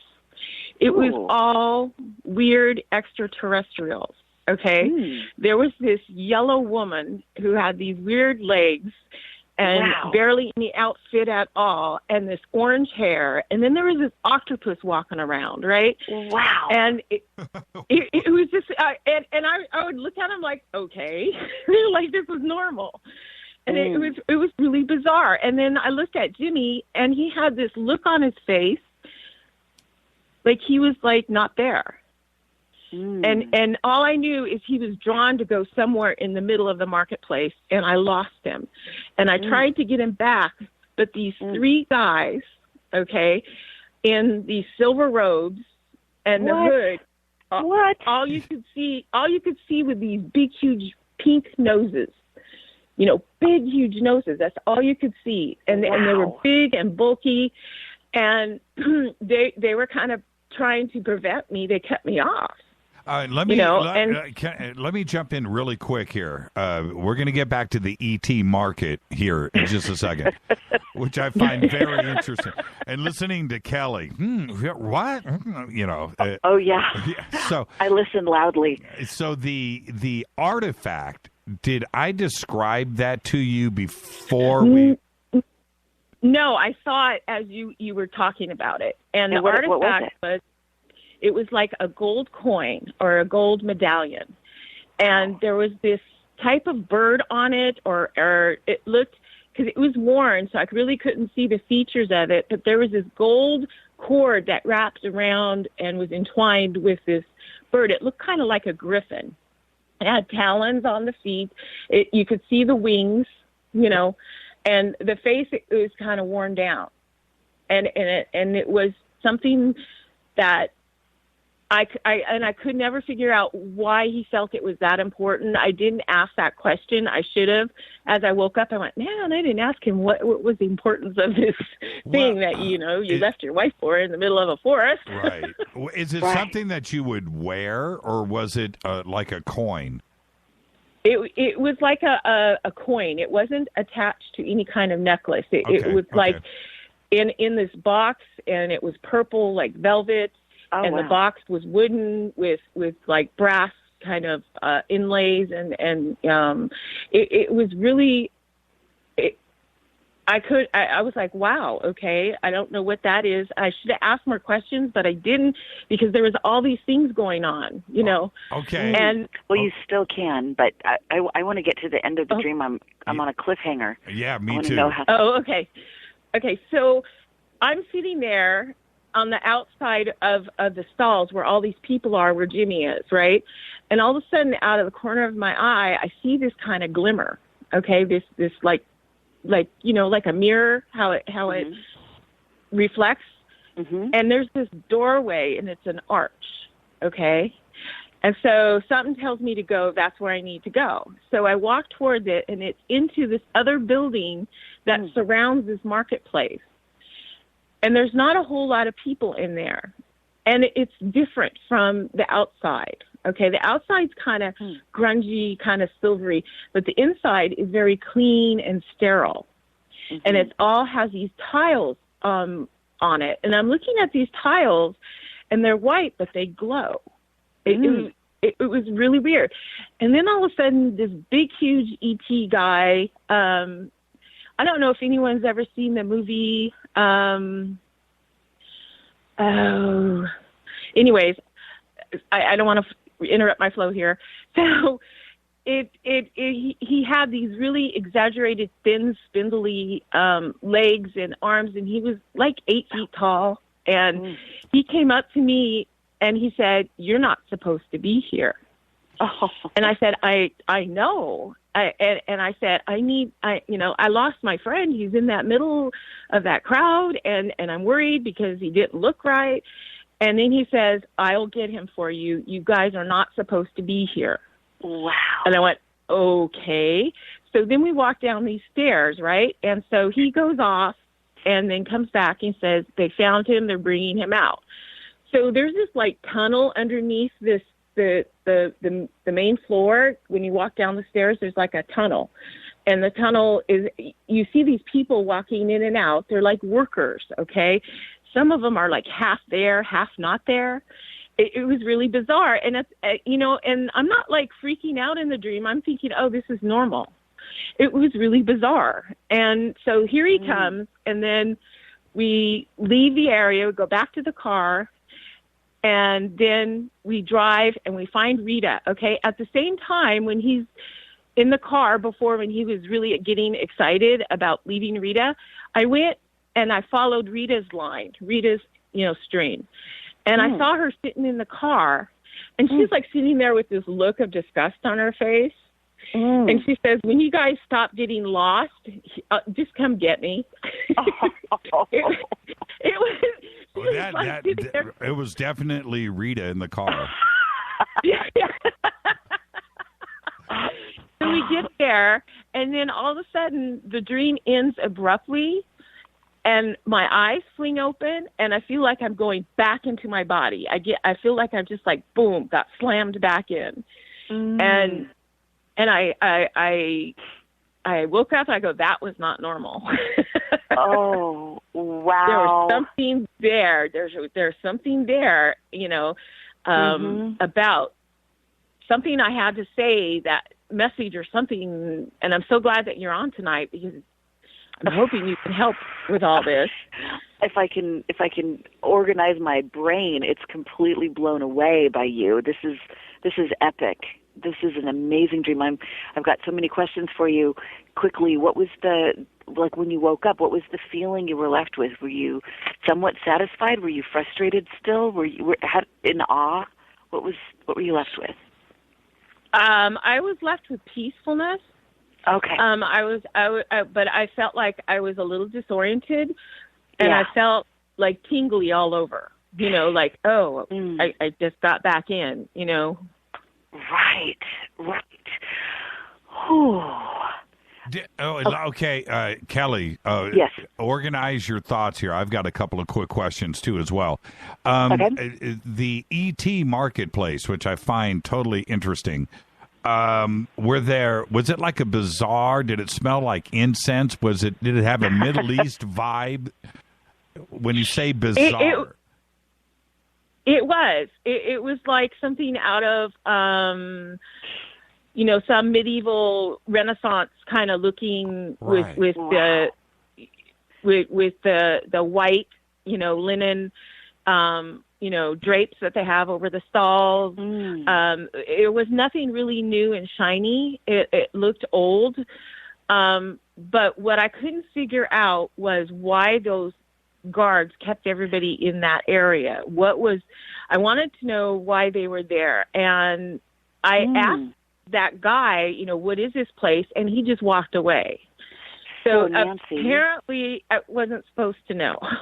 Well, because it's your dream and it came to you, if you wanted to, for a moment, I would, if we were working together, I'd want to know, and I'd ask you to channel that person and have them give you the answers, even now, because the dream doesn't end just because you woke up. It continues on a parallel plane, and often we can find out information that didn't get revealed clearly enough in the dream. So would you be willing to channel the guard and as we ask why people not allowed to go into this place, or what is it that you want to know, Nancy?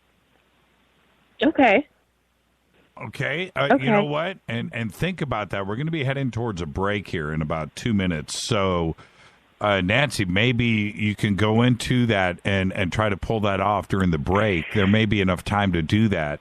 I also wanted to ask the box with the medallion in it.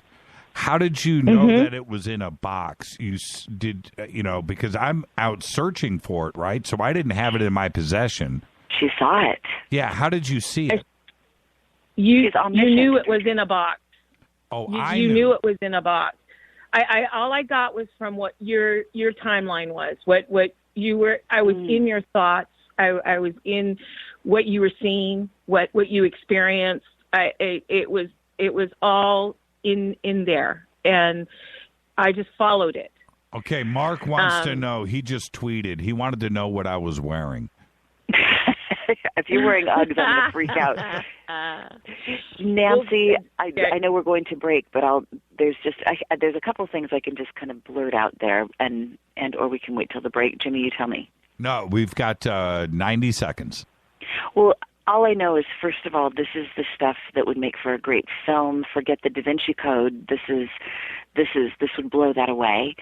And sometimes our dreams, this is epic. And sometimes our dreams are symbolic, and sometimes they're really about another portal, another lifetime, other realities, other beings. And in your case, it's kind of all of those things at once. And I think it's significant that it ties in Jimmy and Rita. And, I think my hunch, without knowing too much about your relationship and all of that, but other lifetimes, you guys have been crucial to each other. And there's something about you helping them with this missing piece and being able to connect the dots. There's so many juxtapositions here. There's the masculine and feminine, Jimmy and Rita being disconnected. And then there's the forest, and then there's the city. So these kind of the natural world versus the man-made world. And then there's the regular human reality, and then there's this alien reality. So to me, this is really about cognitive dissonance, like opening up and expanding to another realm and finding all these dimensions. Underground caves and places you're not supposed to go. My first thought, and I'd love to hear yours, is if the reason we're not supposed to see these things perhaps is because we wouldn't be able to come back in the way that you did, or we wouldn't know how to integrate that, and it might cause harm in some way. And I think it's amazing that you've been able to take such a journey and find your way back. To me, there's so much symbolism here, and yet I'm feeling like I want to go into the symbols, and yet it feels like it was simply a reality that you stumbled upon and that was important. There's an imperative to this. It's definitely a hero's journey. And this medallion to me is symbolic of the whole thing, like it all ties together. So maybe you can think about over the break, what is that? What does it mean to you? What does it mean to what does it mean to Jimmy, since you're tapping into Jimmy's line, and Rita? What does it mean to have it, to hold it, to behold that medallion? What does that represent to you, to have that thing? Perfect spot to take that break. We'll do that now. I'm your host, Jimmy Church. It's Fadernight. We have Nurse Nancy and Kelly Sullivan Walden We're analyzing the dream. When we come back, Nancy's going to try to channel the guard. I'll be right back. Stay right there.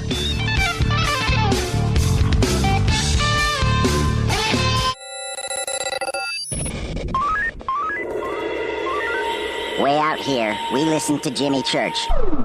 You're listening to Fade to Black. Always on the edge of the hottest alternative talk. Jimmy Church with Fade to Black. KGRARadio.com. ¿Qué tal, mis amigos? Yo soy Mario Carson, el tiburón, y los invito para que escuchen a mi buen amigo Jimmy Church Radio. ¡Claro que sí! Do you know what's in your body soap? Well, I didn't know the answer until about 5 years ago when I looked at the label of my soap and was shocked to see all the chemicals. For my entire life, I had been assaulting the largest organ of my body, my skin, and to think my children were using it too. Well, a lot has changed since then. Today, my family and I operate Stone City Farms, where we make and sell all-natural goat milk soap using fresh goat milk from goats we raise on our farm. Our mission at Stone City Farm is to produce high-quality, all-natural goat milk soap for people who want a fresh, unrefined, natural product. At Stone City Farms, we offer scented and unscented soaps and a signature line of gift sets customizable to your needs. To see what our customers are saying, go to StoneCityFarm.com. Use the code NATURAL for a 20% discount. That's StoneCityFarm.com, code NATURAL for 20% off your order. You never know what could be hiding in your soap. Did you ever turn to your radio for your favorite talk show to find that it's been preempted for this? In the air to deep right center. Back goes Lewis to the wall, and it's out of here! Or this? And I'm ashamed of you, Hillary, for voting for it. Do you have a favorite talk radio program that's not available in your city? Just go to TalkStreamLive.com for links to the best streaming talk radio shows. At TalkStream Live, you will find live talk shows 24 hours a day, 7 days a week. All your favorites are here. With such a large selection, you will also discover some new favorites. On the go and still want to listen? With the mobile smartphone, simply type TalkStream Live on your internet browser. Now you can take internet radio with you. You will also find hundreds of music, news, and sports streams. Best of all, the TalkStream Live directory is free and there's never a login required. Remember TalkStreamLive.com, the fastest route between you and your favorite talk radio show. You are listening to Fade to Black with Jimmy Church on the Game Changer Network.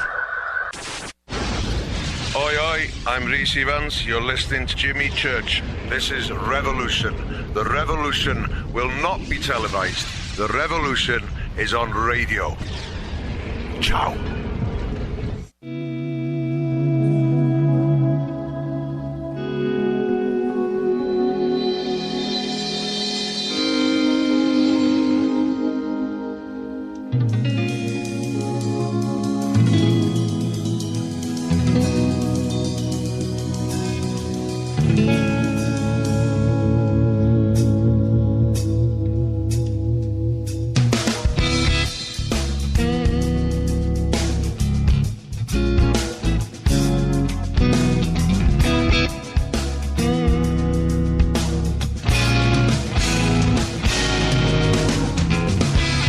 Back to Fade to Black, Thursday night, Fadernight. Very special night tonight. We've got Nurse Nancy in here, our good friend Fadernight, telling us about a dream she had a couple of nights ago about Rita and myself and her, and we're analyzing it with the one and only Kelly Sullivan Walden. Now, guys, before we get back to the dream, check this out. So Rita's got me on this special diet right now. I get to eat little mini sandwiches, only one. And the bread is like a little mini dinner roll. That's as big as it gets, like a slider, right? And a slice of ham, a slice of lettuce, and a slice of tomato, no mayo, dry. And I get 2 of those a day, right? So... And I've been doing this now for 3 straight days, the mini sandwich diet, right? So during the break, I walk into Rita's studio, which is next door down the hall. And I walk in and I slap my stomach and I'm like, look at me, looking pretty good, huh? She goes, I'm trying to find you attractive right now. Like, what the hell? I've had 3 days of mini sandwiches, and I'm trying to find you attractive right now. Oh, it could have been much worse. The pain, and all I have to look forward to after the show is another mini sandwich, right? You can put olive oil on it. Oh man, I'm gonna finish it off with a bowl of Captain Crunch. Okay, so no. All right, guys, let's get back to this. Nancy, were you able to connect with the guard, the ET warden of the ET market? Well, okay, I got a few words. One of them was primal, a dissonant, a different energy field that was different from mine, and that it was like a lower energy, and it was more survival, mode, more kind of being in survivor mode, like the food and the physical aspects of living. There wasn't a whole lot of enlightenment or consciousness. And that if you get, and I felt, because of what your reaction was in the marketplace, I felt like if you stayed there, you would slip down into that. Oh, so you're not supposed to be there because you shouldn't dim your light that much. Yes. It might hurt you. Yeah. Okay, good for you. You got one answer that you wanted, and what was the feeling about the medallion? That was kind of the elixir that was being hunted for. What was your feeling about that, and how you would feel if you helped them find it? It represented, and I can just go by what the feelings that I got. It represented life. It represented the purpose for everything.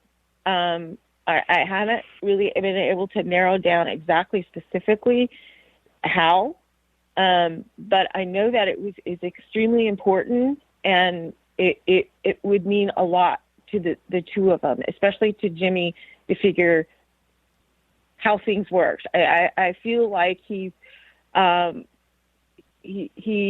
searching. He's constantly searching for answers, and he's not quite sure what the question is yet.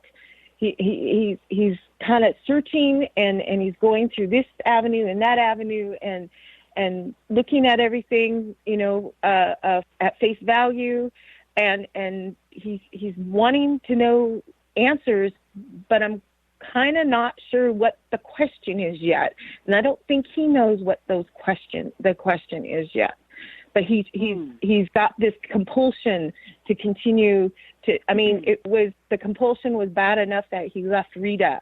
That was really important to him, that he did that, and it was important that he felt like he was didn't have control over this compulsion, but he had to keep going forward. He has to keep, bumping up against the wall until it breaks, kind of feeling. Yeah, I'll tell you what's funny about this is that I would never leave and never have left Rita, right, ever. And if I had left Rita in a car to go to a phone for whatever reason, a payphone, no less. Yeah, it would be best that I didn't go back. That's a bad scene at the car, me coming back. But anyway, I really find that significant because Rita and I have not been apart basically in close to 15, 16, 17, 18 years. And it may be a warning that you never should be, that you should just lock arms and stick together that way forever. Yeah, like I said, I would never leave her in a car. I mean, I don't know why she would let me leave her. Well, it's a dream, so it's about more than just what's obvious. May I jump in here? Yes, go ahead. You're the pro. Moment? Well, I think there's something like I keep saying, epic. This is like the holy grail that's being sought, and I like to look at dreams from the perspective of it being like an entire organism, like it's one organism, it's all humanity, and it's all one person, it's kind of it's holistic. So from a holistic perspective, there's the masculine energy whose job it is to go hunting, to go seeking, to hunt the deer, to hunt the medallion, medallion, and it's the feminine's job to stay soft, to stay in communication, and so Rita, the feminine energy, is present, and she's available the moment Nancy wants to tap into her. She's like, "Hello, I'm here. You guys can find me anytime you want. You can run around like chickens with your heads cut off, but here I am." And it's kind of this, it's the principle. And in some way, I think a dream like this is definitely for the dreamer. So I would ask you, Nancy, how does this relate to your own quest? But sometimes a dream like this can be about the people that are in the dreams. But when it's this big, I feel like it's one of those dreams that's for all of us. It's a collective dream. It's for humanity. It's a snapshot about where we're at as a species and how we are going about the business of seeking the big questions in life. And you said that you didn't quite know what the question was, but you kind of mentioned what it was. It's like the meaning of life, or what's life? What is life? What is that? And it's so interesting, this strange coincidence. I just have to presence this. We have a house guest who was at a ceremony yesterday, a really important ceremony for his best friend that passed away a couple of years ago. And the child of this friend she's about 7 years old, and she's one of those star children. And she read a poem at this memorial service that was so stunning, and it was, "What is life? Life, I scream to you, what are you? Where are you? What does this mean? Life." And she talks about this journey that she's on, and then she even says, "It'll be till my dying day, my tombstone will say R.I.P., and it will have my name, and underneath it will say, what is life? And maybe then I'll finally know." So this question, this big question, it's all around us. But last night I just happened to hear this really moving poem, and then here you have this dream. It's kind of like this medallion represents that thing. And just like in all the Grail quest stories, we always discover, and I get chills as I say this, that the answer is already within us. We didn't have to go anywhere. It was in our backyard. We were sleeping on it. It was the ground we're standing upon is the holy ground. The car we're sitting in is the holy car. It's the holy thing. We don't have to go anywhere. But sometimes we do have to go away in order to come back with fresh eyes.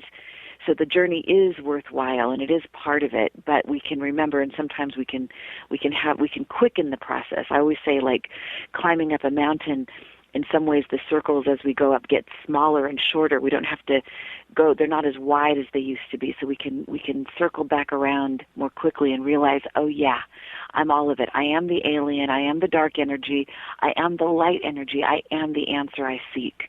So this dream is so beautiful, and I really think, Nancy, a screenplay is in order. I think maybe keep your job as a nurse, but become a screenplay writer. Oh my God, I would see this movie in a second, as would all the Dan Brown fans of the world. Yeah, totally. And what about Kelly? This medallion, what does it represent? Because it certainly seems to be the centerpiece that's at the center of Rita and I in the ET marketplace. Sure. And I Nancy. love that it's golden. I love that it's round. I love that it's sacred, and it's got this bird on it. So to me, gold is this high frequency. It's who we all are. Underneath it all, we're all golden beings. Underneath it, it's like it's our spirit. And the circle is kind of this all-encompassing. It's feminine.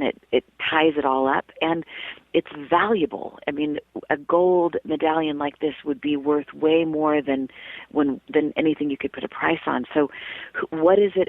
If everything in the dream is us, if this is my dream, then to me, I'm seeking for my spirit. I'm seeking for the most valuable thing. Like, why am I here?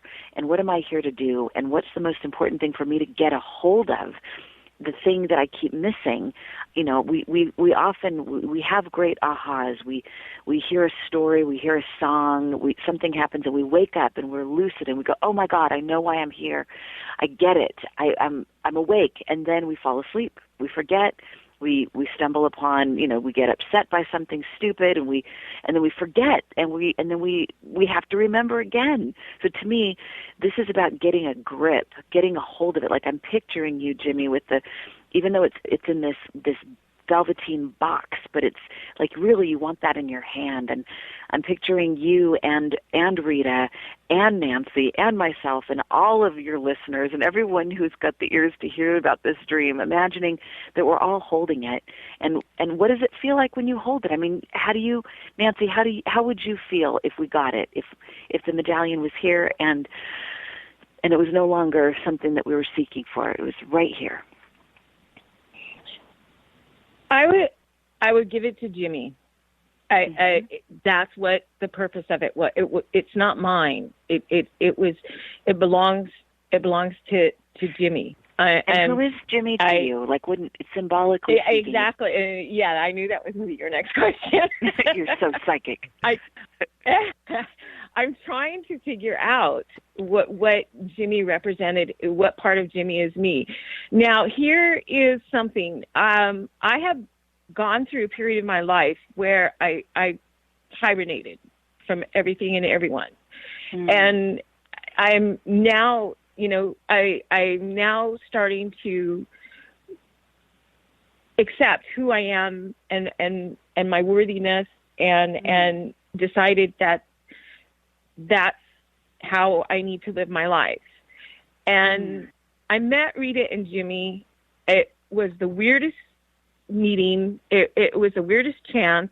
It was supposed to be because it worked out so easily. And it's been effortless. The relationship, the friendship, the love and the caring, it's just been effortless. They're really, I was very quiet when I first met them, not with Rita and I, but with the two of them together, it was, but to me, they represent like a relationship of a male and a female that is healthy, that is strong, that is loving, that works through problems regardless of what their situation is. That it's to me, it's like, oh wow, okay, it does exist.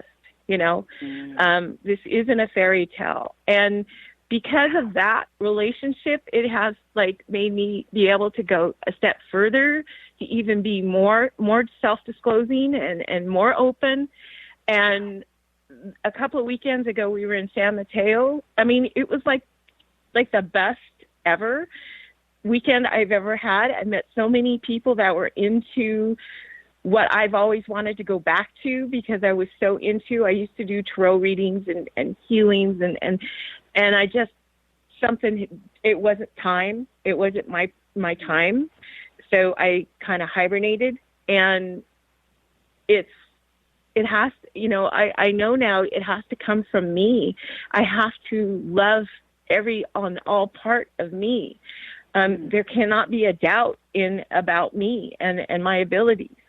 And I've never had that before. And now I'm just kind of blooming and starting to branch out and starting to accept who, what we really are supposed to be. This is gorgeous.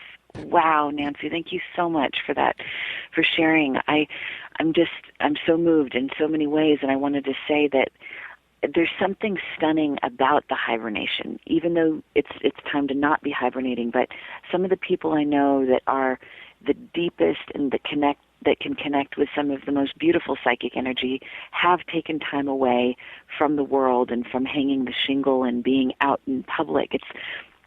So the time of the hibernation was good, and it's time to come out. And the Jimmy, I would say, if I would dare, that if it were my dream, the Jimmy part of me would be that male energy that is dynamic, that's going out there, that's not satisfied, that's like, no, let's go, let's find it.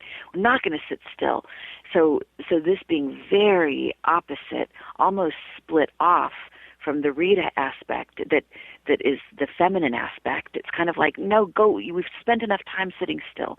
Let's go. So the medallion goes to the Jimmy character that needs now to have that thing that he's looking for, and that's the aspect within. So, wow, the Jimmy, I feel I've got chills right now as I imagine the Jimmy within you receiving the medallion, and you knowing where Rita is, and knowing that you can connect the dots and get back to her and put all these pieces back together again. And my question to you, every dream, especially a dream like this, requires action in our waking reality, some way to honor this dream. So how besides talking about it in this public way that you have, which is very much a way to honor the dream, but what else will you do to activate that Jimmy aspect of you that now has the medallion? I would have to believe to make a contract with myself that if I see something that I would like to try, or I would like to step out of my box, that I take those opportunities regardless of what you think the outcome is or is not going to be. Is there one that's knocking at the door? Is there one that you can kind of get a sense of even now? I've been really seriously thinking about going back into doing healings again and readings again. Well, how about that? Yeah, right. I think you've got the chops. I think you really do. And I think, and there may be another aspect to this. So it may be about you hanging the shingle as a healer. I mean, you've got, what a being you are. You are tremendous.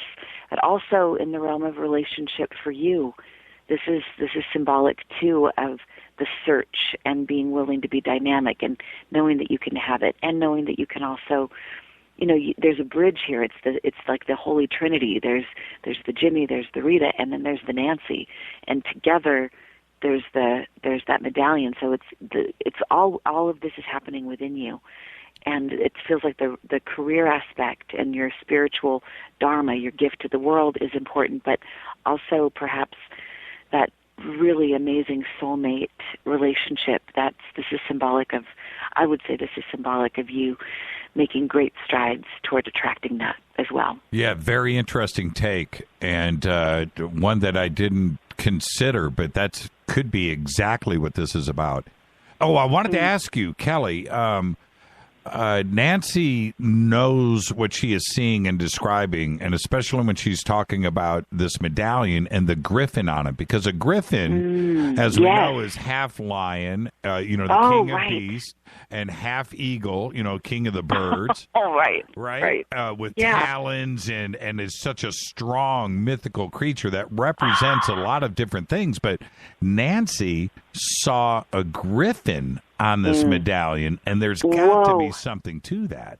Oh God, let's see. Yeah, exactly. Well, I know. I mean, let's analyze what a griffin is and what a lion and what a bird is. So, Nancy, is there a particular feeling that comes to you about what this represents in your world? And then I'll weigh in on this as well. Well, the griffin is like, to me, it would represent the merging of the spiritual and the earth. The lion being of the earth and the material, and the eagle being part of the sky and the spiritual and the message, to the higher above. And it's like a marriage. And the funny thing is that the lion head is on the top, and the eagle part is on the bottom, which would be reversed, as far as. I love that. It just made me think about that Van Morrison song, If my heart could do the thinking and my head began to feel. Yeah, right. Yeah. Well done. That was well played. Absolutely. In my world, I'm a Leo, astrologically speaking, so lions are very significant to me. And they're not only an animal, but they're king of the jungle.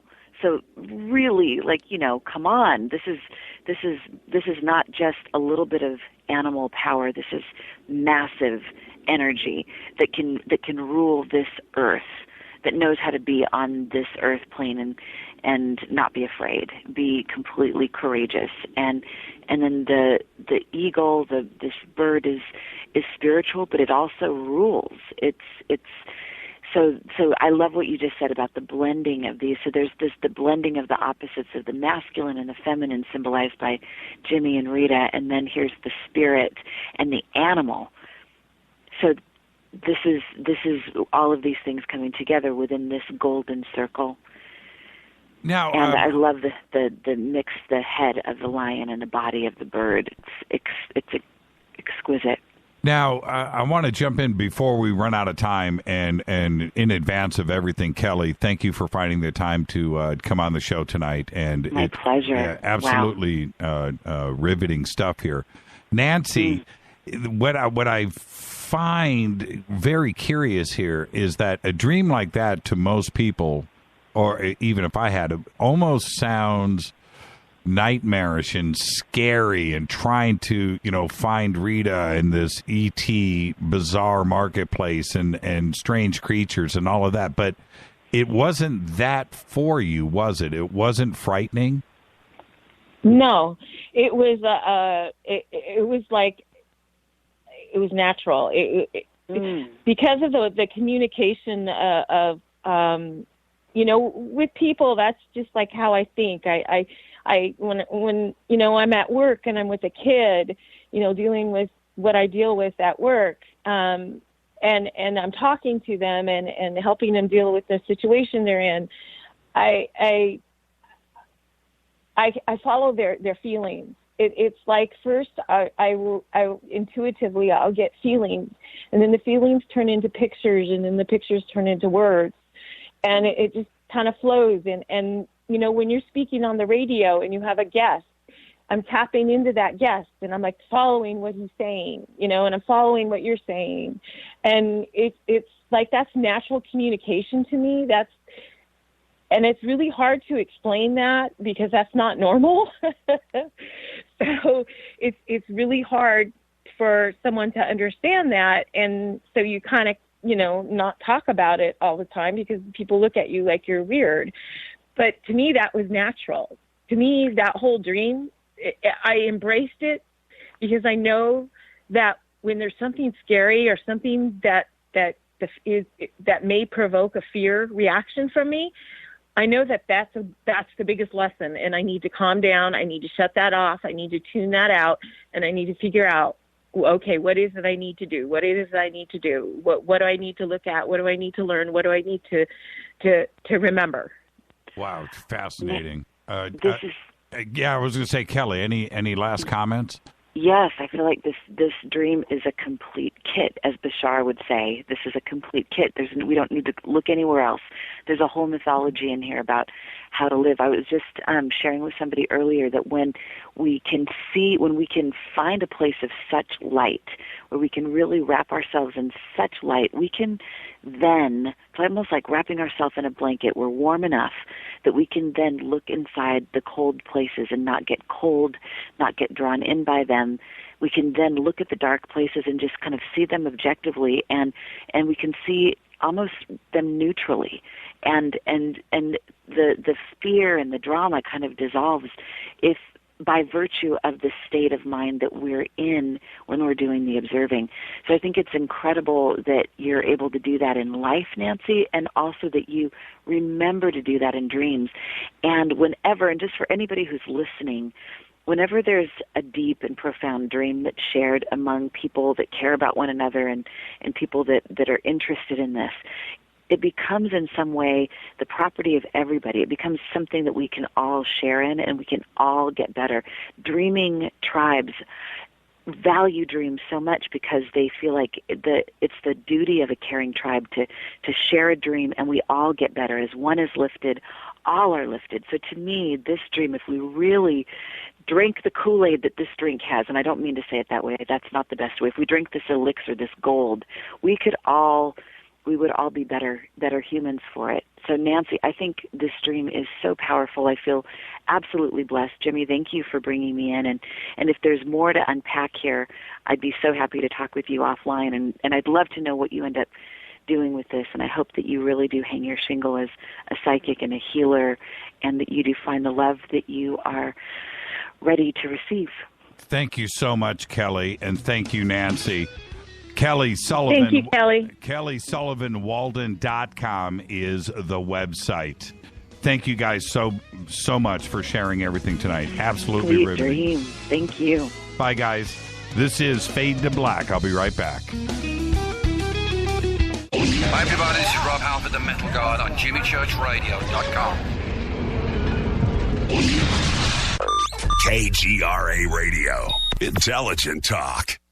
So, you love talk radio? Then you'll love TalkStreamLive.com. TalkStream Live is always on, 24/7 with the best streaming talk shows. Find your favorite talkers and discover some new ones. It's free, readily available online or on any smartphone or tablet. Finding your favorite talk shows all in one place has gotten a whole lot easier. Just go to TalkStreamLive.com. Be sure to download the free apps from Google Play or the iTunes App Store.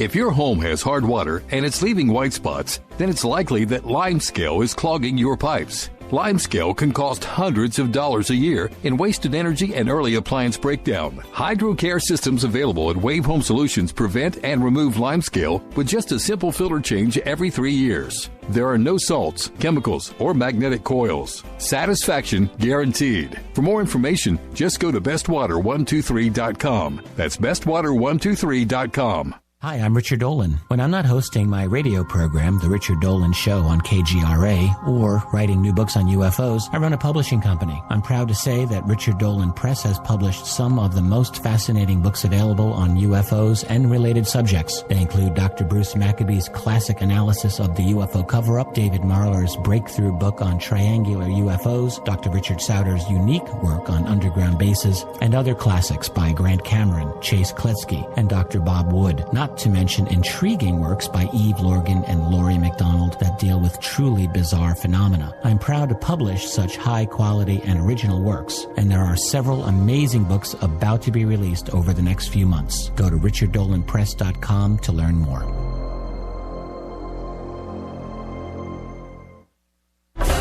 Did you know that when you're on the road with limited data or Wi-Fi available, you can still listen to every minute of Fade to Black by just calling 605-562-4482.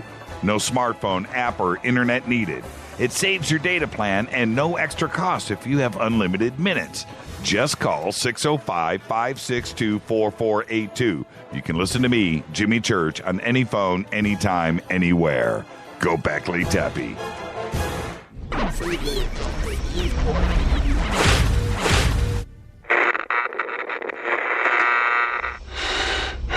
You want to know a secret?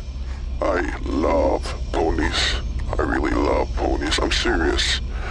I couldn't stay sane without ponies to brush. Why fade to black? Because you never got that pony, damn it. This is Fade to Black with Jimmy Church on the Game Changer Radio Network and KGRA, the Global Radio Alliance.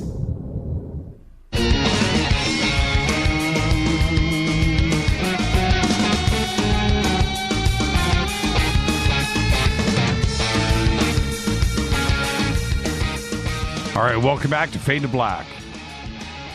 Thursday night, Fadernight, it's your night. Open lines, 323-825-5045. Thank you, Nancy, for coming in and sharing. Absolutely riveting, wasn't it? Thank you, Kelly Sullivan Walden. She is truly the dream expert. And wow, that was really, really, really, really cool. And for me, it's just those two talking, but just sitting back and listening to the dream description and of everything, and then how it got to the end, and listening to Kelly, and then in the end, the analysis, which was kind of, for me, was the opposite of where I thought, but it was obvious in the end, those comments with Kelly. I was like, yeah, there you go. But, for me, the whole Indiana Jones type of, journey right? The journey where we're looking for a medallion, and it's a family thing that belongs to Rita, and we're trying to get to it and what it represents and who's, the griffin is on it. And that, to me, that's the cool element, and we got the bazaar, and we got ETs there. And so I'm looking at it like that, like a video game, like a movie, right? But that's not really what is there. It wasn't my dream. It was Nancy's. So what does everything represent? Very, very, very interesting. And let's go to the phones. Hi, you're live on Fade to Black. Hi, Jimmy. Hi, Bev. How are you? I'm doing good. What'd you think of Nancy's dream? That was pretty wild. It was. It was great, wasn't it? That was wow. And what'd you think of Kelly's analysis? It was like, she was almost like right on. Yeah, it felt that way to me, too. Yeah. I don't hardly ever remember my dreams. Why is that? Do you try to remember them? I do, but I hardly ever remember my dreams. Wow. When I wake up, and I wake up in the middle of a dream, not only do I remember it all, but I usually go, dude, what was that all about? Okay, I need to get back to sleep and pick up where I left off. And I talk about it enough on this show. You know the drill. I have that ability, and I look forward to it. And I have a collection of maybe 3, 4, 5, or 6 dreams that I continue all the time, and I go back and I'll read, and I'll just go, you know what? I want to do that one tonight. I'm going to do that one. I'm going to start off there and see where it goes. But yeah, I thought it was pretty interesting. And there you go. Anything else, Bev, really quick? No, not really. It was fascinating, wasn't it? It was. It was cool. It was just, wow. Yeah. Thank you so much, Bev. Give my best to Bob. Oh, if I think about it. Oh, all right, Bev. Have a good night. I will, Jimmy. Love you guys. Love you back. Hi, you're live on Fade to Black. Hey, is this Jimmy? Yes, you are live. Hey, it's Kevin from New St. Louis. Hey, Kevin. How are you, man? Not too bad. Hey, this might be off topic, but today I listened to your David Marlowe interview from 2 years ago about the triangles, and I had no idea that guy was from around here. Yeah, that was a very, very, very fun show, and putting together the pieces to that puzzle. I remember a couple of specific things that happened during that show, and we, I remember putting things together like over a 20-year period, and what had happened back in the 60s and what had happened recently in that area where you're calling from. And yeah, that was a very, very fun show. He's very smart. Yeah, that was a really great interview. I probably should pick up his book, but I had a question. How does I'm sure you're probably familiar with the Astra TR-3B. Yep. Okay. Well, I'm reading that Secret Machines book, and I'm getting to the part where they're starting to talk about that craft, and it just kind of got me interested in doing some of my own research and whatnot, and that's why I was listening to your interview. Right. So, I mean, can you? I don't know. You want to? I mean, are they the same craft, or what? What?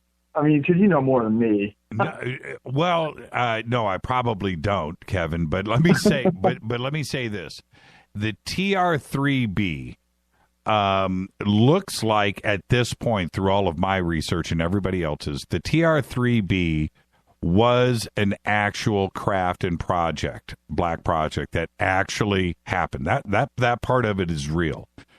So, which, kind of stew on that thought for a second, because that's kind of frightening. But then what we have other things that have been going on at the same time. We have the F-117 stealth fighter, which is a black triangle too, as well. And especially if you've never seen it before and saw that flying in 1990, you would lose your mind, right? And then you have what was going on not only around the United States, but in Belgium. And that the Black Triangle wave that happened at that time. So when we look at the TR-3B, now we pull that back into the picture. Was it a craft that that was being tested? That was being tested in Europe. That's a possibility. Could it have? Could NATO have been involved? Were the British involved? Belgium is right there. There's enough Air Force bases, NATO bases, United States bases, and United Kingdom bases, RAF bases, around where they could have been testing the TR-3B. That's one idea. And then you have the sightings that were going on around the United States. That continue on to this day.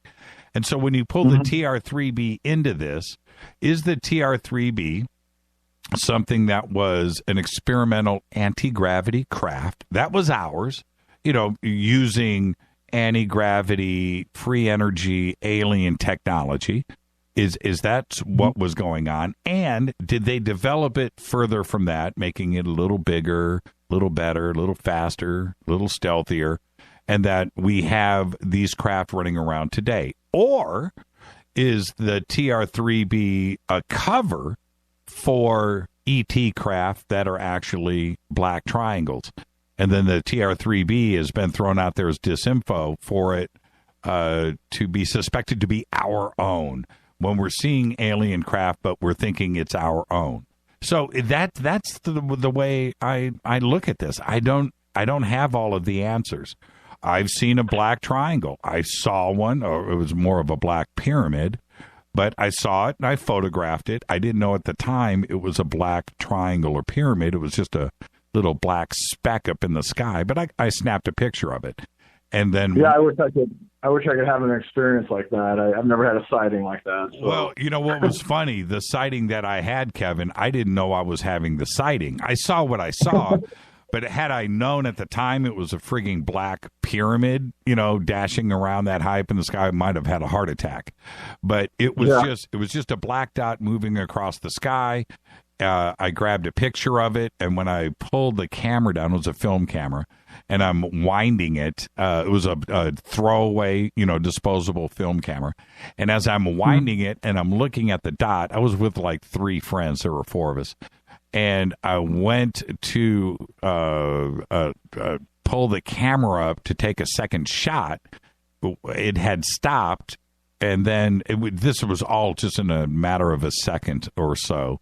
It stopped and then went straight up into the blue sky and disappeared. So I never got a second picture. I only got the one. But later on, when I looked at it with the jeweler's loop, it turned out to be this black pyramid thing. And I don't know, man, at 60,000 feet, with no wings, what the hell is this thing doing up there? So I have no idea. I was just going to say, well, like you, that's one of my biggest fascinations with this whole phenomenon is the high technology and whatnot. But do you still have the pictures on the website to look at? I don't think I've ever posted it, but I can. I'll tell you this. We had I think it was about 2 years ago, maybe a year ago, 2 years ago. We had a little party over at the house with some friends in the industry. And we started talking about this. And I go, you know what? I'll go get the picture. So I went and got it, and with the jeweler's loop. And I came back down and I passed it around the dinner table and watched everybody do the same thing that I did. What the hell is that? Because you can tell when you look at the picture, look, imagine holding a standard 5x7 photograph in your hand, okay? And that picture has some clouds and a blue sky in it. That is all that is in the picture. That's what you're looking at. And then when you look really close, there's a speck of dust. There's just a black speck of dust in the middle of the picture.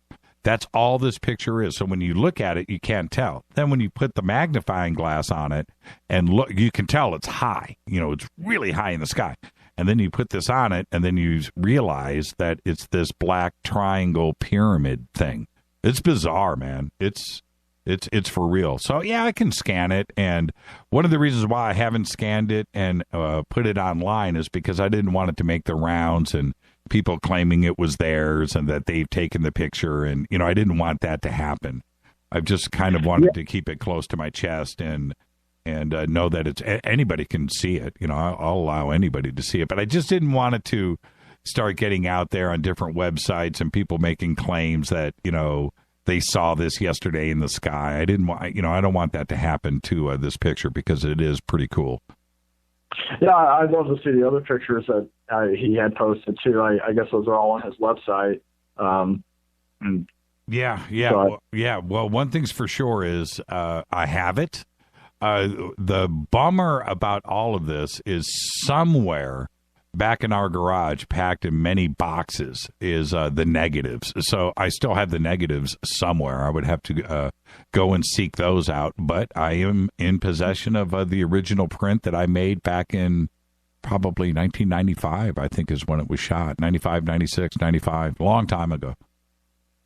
So are you of the belief that we have anti-gravity in our possession as far as the government goes? Yeah, 100%. That's not even 95, 101%. There's too many patents and too much research and too many scientists at so many different companies, military and private sector, that have been working on this for a very, very, very long time with help. And there's no question. Yeah, no question.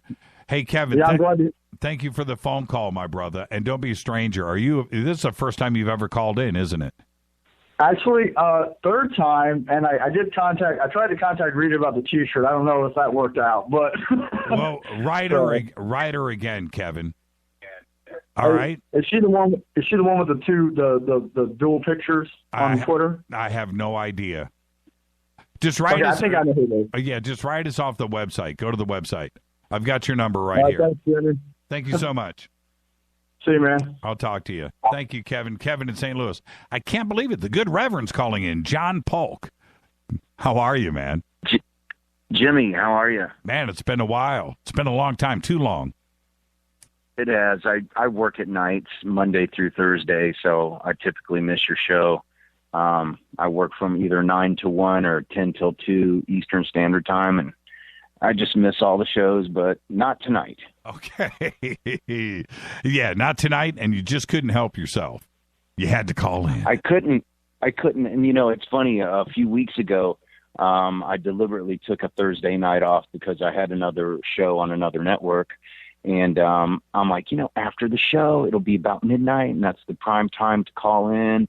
And I called in, and you were at the Alien Cosmic Expo, and I didn't realize it. And we took the night off? Did we take the night off? Yeah, it was a Thursday. I think maybe 3 Thursdays ago. And you were... I can't even remember. Did we take that night off? I think you were replaying the David Icke show, if I recall. It's all, you know what? It's a big blur, John. It's a big blur. So what's going on with you, man? Anyway, I was listening to Kelly and Nurse Nancy, and they were blowing me away. Kelly's interpretations are very deep and spiritual. And I was like, God, man, I'd love to, get on a phone call with her and let her psychoanalyze me and my, experience herself in the dreams that I have, which are, just incredible. I'm having more and more all the time. Kelly is so special, and if you ever meet her, and I'm sure you will, now that you made this synchronicity type of mental connection, you will eventually meet her. But when you do, you will see she glows. So 50 yards away, right, room full of people, you'll find her. She just glows, man. She has this thing. She's able to look at you and figure you out and see what's going on. And she's got a true gift. And she is just absolutely amazing to hang out with because she's totally special, and she's fun and she's got this positive energy about her. So when you do meet her, you'll remember exactly what I'm saying. You're going to go, you know what? Church was right. Wow, man, you're glowing right now. So there you go. All right.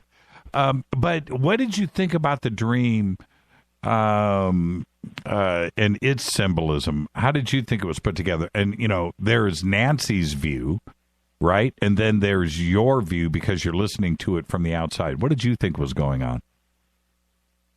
I pretty much had to agree with everything Kelly said,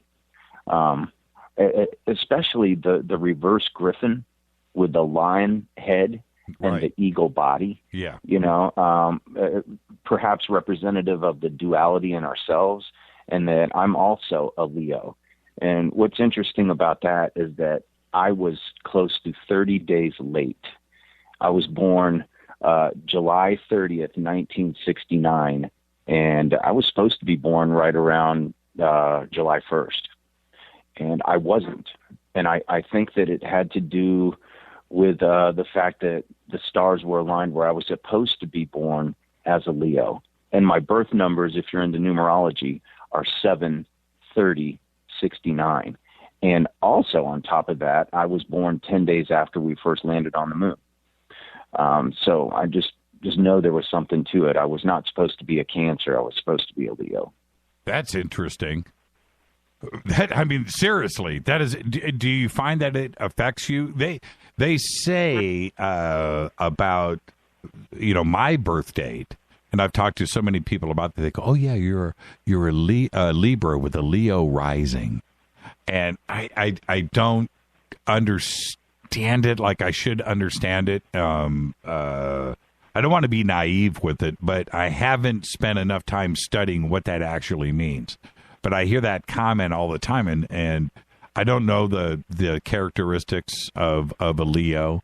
I know a little bit about Libras because I am one, and you tend to read about that stuff. But I don't know what the combination of the two is. Maybe somebody out there can help us out and tell me what a Libra with the Leo rising even means. But for you, it was minutes, right? Me, I think it's a couple of days. But for you, are you saying it was like minutes?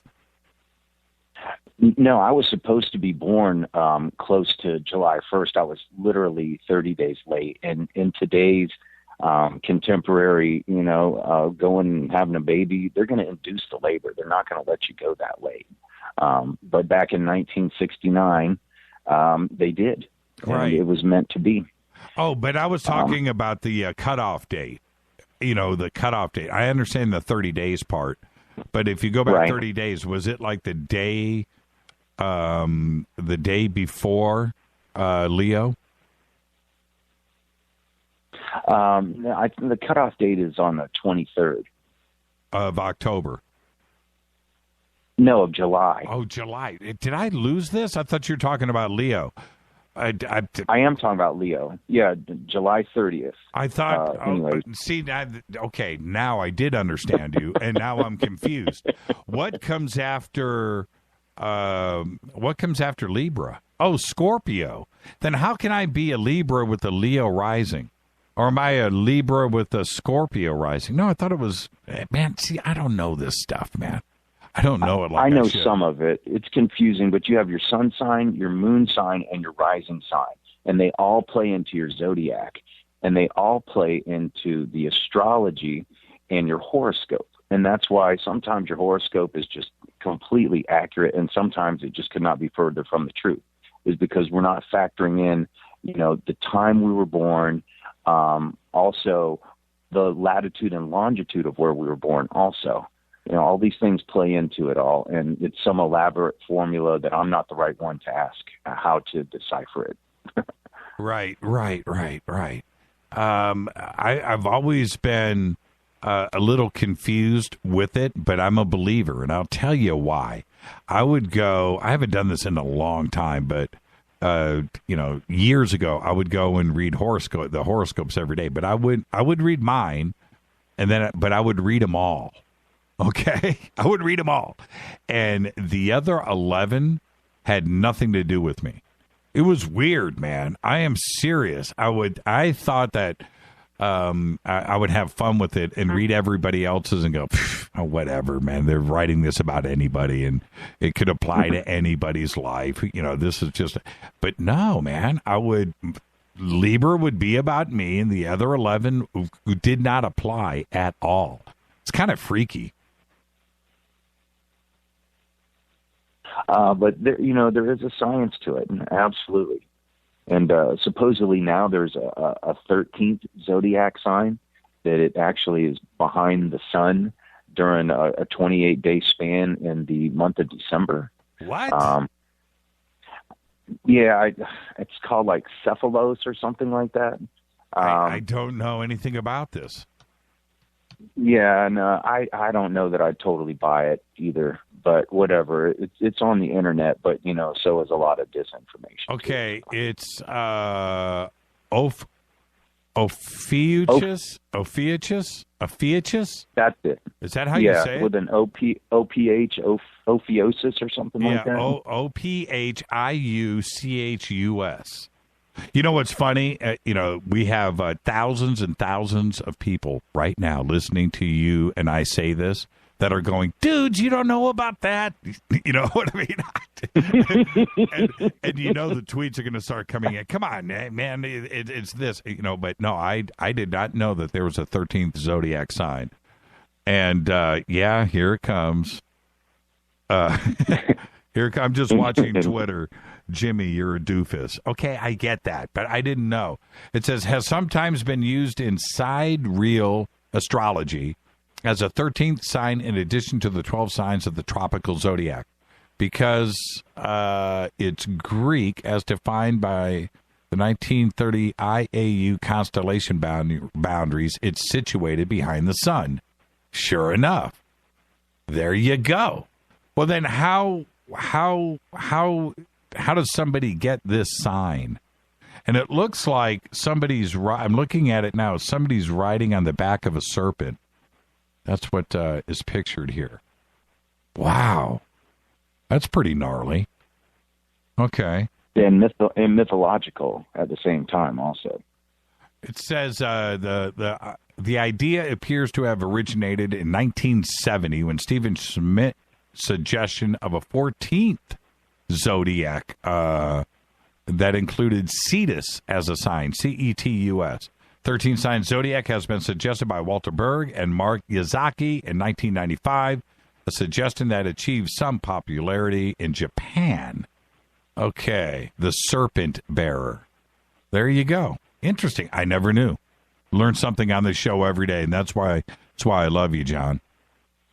So what are you working on? Too, brother. Yeah, before I let you go, what are you working on now? What's your latest project? You writing another book? I am. I'm right in the middle of it. I'm using Google Docs as a platform, so I don't have to pay my editor as much. And it's set up for ebook format, actually. Anyway, Google Docs, it's a great platform to articulate your own book, and it's what I'm working on right now. The Blue Beings, and I'm going to do some audio books as well. Okay, very cool. And so the new book is on Project Bluebeam? No, I'm sorry, the Blue Beings. The blue people at the conference. Oh, I got. Oh, yeah. Yeah, man.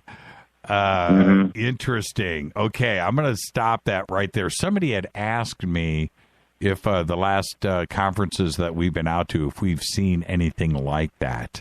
And now I am so cognizant. I am watching. I am looking. And, you just never know. And especially we were up at the New Living Expo a couple of weeks ago. And, you have thousands of people there. It's a big conference.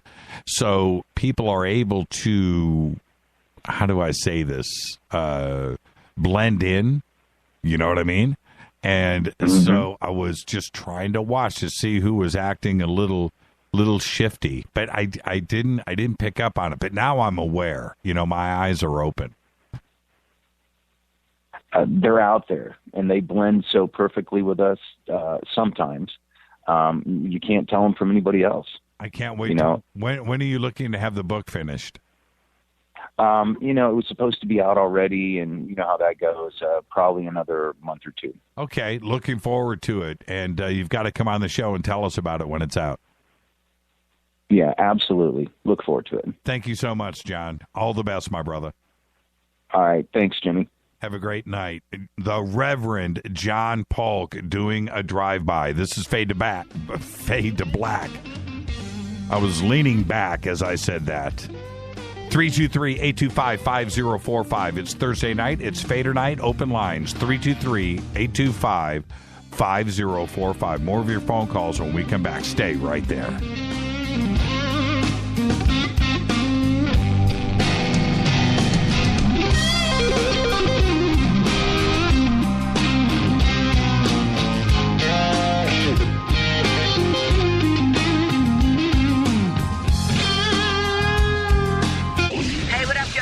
Vivica Fox here, and you are listening to my boy, Jimmy Church, on JimmyChurchRadio.com. Despite popular opinion, reading a book will not make you smarter. But listening to Jimmy Church will. Hey, I'll make you a deal. Give me 60 seconds, and I'll give you directions to the Fountain of Youth. Okay, I'm joking. Well, kind of joking. No fountains, but youth, I got. Nature's Youth and their premier anti-aging product, Nature's Youth RSF. With your sensible diet and exercise plan, Nature's Youth RSF can help you look and feel better. RSF is an all-natural amino acid supplement that supports your body to naturally increase HGH levels without any synthetic hormones. And elevated HGH levels can contribute to increased energy, improved libido, reduced body fat, and improved exercise capacity. Let's be honest, who doesn't want to look and feel younger? Visit the newly designed website at naturesyouth.com or call 800-333-6923. That's 800-333-6923, and like them on Facebook and you'll be included in contest and exclusive offers. What a deal. Oh, speaking of deals, my time's about up. 800-333-6923 or naturesyouth.com. Who needs a fountain anyway? Call today. What's up, Fadernauts? Studio Dome loves Fade to Black and the F2B audience so much that they have put together the ultimate stereo Bluetooth system. They've done it just for you. Man, check this out. The Studio Dome SBB2 stereo system is here. It's featuring 2 Studio Boombox 2 SBB2 wireless Bluetooth speakers, packed in its own custom hardshell case. This Studio Dome system features the very latest in stereo Bluetooth technology. The 2 full-range boomboxes are in true wireless stereo. You've got to hear this. It's amazing. It's just $129, and use the promo code JCRTWS, and you'll also get free shipping. It's simple. Just go to JimmyChurchRadio.com, click on the Studio Dome banner. Go Beckley Tepe. Erica, Brittany, Gabby, and you're listening to JimmyChurchRadio.com. It's not a lifestyle we chose. We were born this way. KGRARadio.com.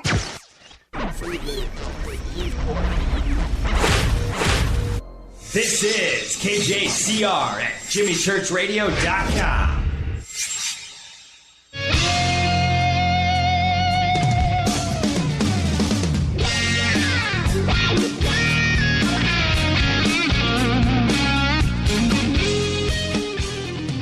Welcome back, Fade to Black. I'm your so humble host, Jimmy Church. It is Thursday night.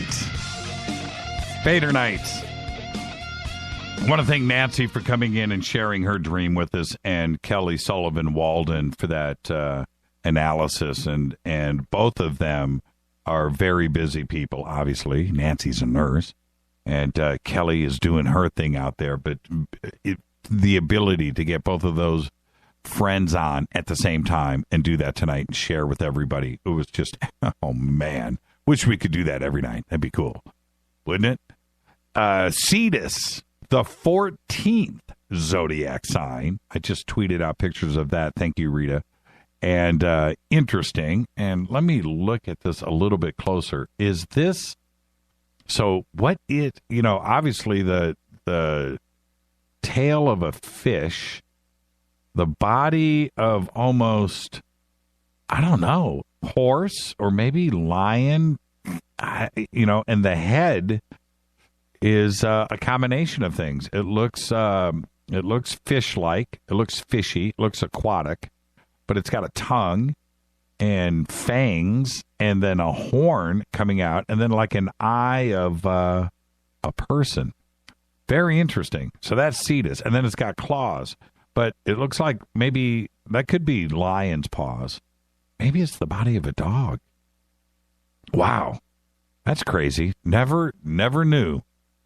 Feel like, you get up every day and learn something, and I just did. 323-825-5045. I want to hear from everybody about what do you think is going on with this EgyptAir? What do you think is going on? I just checked during the break. I just jumped through probably 6 different news sites around the world. Nothing. No updates. Nothing. And here we are now. We made the announcement yesterday on the show at 8:30. It's 9:30. So 25 hours since we made the announcement yesterday, and they know nothing.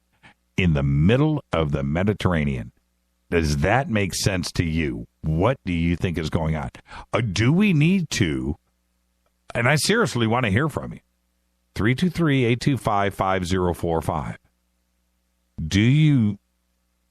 Are you ready to jump on the conspiracy bandwagon? Should they have had some information to us by now? That's the question. How could they not have the crash site, debris? Shouldn't there be, I don't want to be morose, but shouldn't there be bodies floating in the water? Shouldn't they have retrieved something? Sea cushions? This isn't the middle of the Atlantic. This is the middle of the Mediterranean, covered in boats, covered in planes. It's fascinating. Hey, Dino, what's up? Hey, 2 things. It explains a lot. You're Leo rising. I have Sag rising. We're both Libras. What's your moon sign? I have no idea. You should know. Well, I'll explain it to you quickly. I mean, the planets are part of it. The sign, what house they're in, where they're emphasized, is part of it. But your rising is basically the mask that you show to the world. And that makes sense. We're both blabbermouths. We like to put the fire out there. The Libra is what is your unconscious. It's basically your ego. It's who you are. And then the moon sign is very important because it's your unconscious. And it's how you react to the people in the world around you. I have a Taurus moon, so I'm a lot more down to earth than a lot of Librans. I would bet you might have an earth sign moon too, because you're very practical and responsible and reliable. So then you go to the other planets. They deal with different aspects of our lives. But it's, again, what makes us each unique, and we all are unique, is which house. There are 12 houses, and they're all different parts of your life. And then finally, we don't stay stagnant. Nothing does. So at the time of your birth, that's a snapshot of what you're starting with. And the progressions and the transits that happen throughout your life are how you evolve. So that's the quick explanation. And what does somebody do if they don't know... what time they were born at, that's one. And number 2, what if they don't even know their parents? And you have a birth certificate. My mother was very much into it, and she had the doctor record exactly the moment I was born. So I know. If you don't know, professional astrologers will find out the closest that you know. I mean, you obviously have to know the day, and they can do various scenarios, if you pay them enough, for different quadrants of the day, and then whichever one makes the most sense, because a professional astrologer usually has a good dose of intuition along with what they see the different planets and how they react, and they can read you, or they will give you just a generic chart and say, well, it's 9 o'clock, we'll do you at 9 in the morning. Interesting. What did you think of Nancy's dream? I didn't pay a whole lot of attention, because dreams, when I used to be active, I took courses in it, and they told you to prepare ahead of time before you go to sleep, and to train yourself to say, I will remember my dreams, I will remember the details, and to keep a pad by your bed. Although sometimes if you woke up and were able to condition yourself to do that, you just scribble bullshit on the pad, So, right. Whatever she said, though, was, from what I know of dreamscapes, you deal with how you're feeling at the time, which was Kelly was talking about. It's how you feel, what your emotions were. You put it in context with what was going on currently in your life. Maybe you have stresses. I was told by a couple of people that seem to know that if you don't remember a lot of dreams or you don't wake up with nightmarish type dreams, it usually means that you're more balanced or happy where your life is at the time. That's all I know about dreaming. Huh. So that's interesting. So you and Rita, just to add one more thing, you and Rita, are around Nancy so much, you become fast friends, that it's no wonder that some of all this strangeness that we talk about every night on the program would bleed off on her, because just in my conscious state, talking about the airline now, in my conscious state, since listening to your program the last couple of years and reading the books of a lot of the guests you have on, it's ruined me. I mean, I'm suspicious of everything now. Dino, thank you for the call, man. Have a great, safe weekend, my brother. All right, you too. Bye. Bye. Hi, you're live on Fade to Black. Hey, Jimmy, it's John calling. Hey, John, how are you? I'm good. I just wanted to comment in regards to the missing flight. Yeah, what do you think's going on? Well, to be honest with you, there's a few things that kind of, that have been brought up that have kind of thrown up these proverbial red flags in my mind. First, the fact that there were air marshals on this plane. Usually air marshals will have their own communication devices, kind of like last fail-proof type things, where they can kind of send a distress signal back to home or wherever, they're operating from. So I'm kind of curious to understand why there wasn't anything in regards to that. Also, the location of the missing, as you were discussing earlier, there's plenty of ships that are just, shipping routes, et cetera, that should have seen something. My biggest concern is there a possibility that this, that the reason that they dropped the plane out of the, dropped it from where it was flying was to kind of avoid the radar, to kind of take it off, off radar and land it somewhere, refuel it, and then, worst case scenario, load it up and try to use it as a missile, like they did for 9/11. That's kind of my worst nightmare thinking. But I'm just wondering if that adds up. Well, what doesn't add up is that they haven't found anything after 24 hours in the Mediterranean. It just doesn't make, exactly. I have a hard time. Now, if they were intentionally, if there was bad intentions, I should say, from the word go, why do it over the Mediterranean, where it's obvious that there should be witnesses? There's too many boats. There's too many things that come into play that you just wouldn't have, an excuse or be able to lie your way out of it. So that's of all the places. But the thing that I have the issue with, and this is no joke, there is no reason why. I mean, out there, a boat should have ran over the wreckage by now. You know what I mean? In the dark. Absolutely. That's the thing. That I have, there is no excuse for not having, boats on the scene within, I would say minutes. It's but certainly within a half an hour. I would think that there would be, there's too much Navy, there's too many freighters, there's too many passenger boats and cruise ships and pleasure boats and just things. I mean, it's the Mediterranean, man. How many private yachts, those big 100-foot yachts are cruising around the Mediterranean? Oh, absolutely. Throw a high-speed yacht. I just don't. There's just no excuse. This isn't the middle of the Atlantic, during a storm. And I'm sorry for interrupting again, Jimmy. It's just, this is one of the reasons why I'm a little bit concerned is, did that plane actually, crash? And I don't think it. I honestly feel that there's a good, strong possibility that it's sitting off somewhere, and being refueled and, and being ready to be used for more nefarious reasons. And that's kind of where my worries are. You know what's funny about that thought? Now, check this out, John. This is what's really funny about that thought.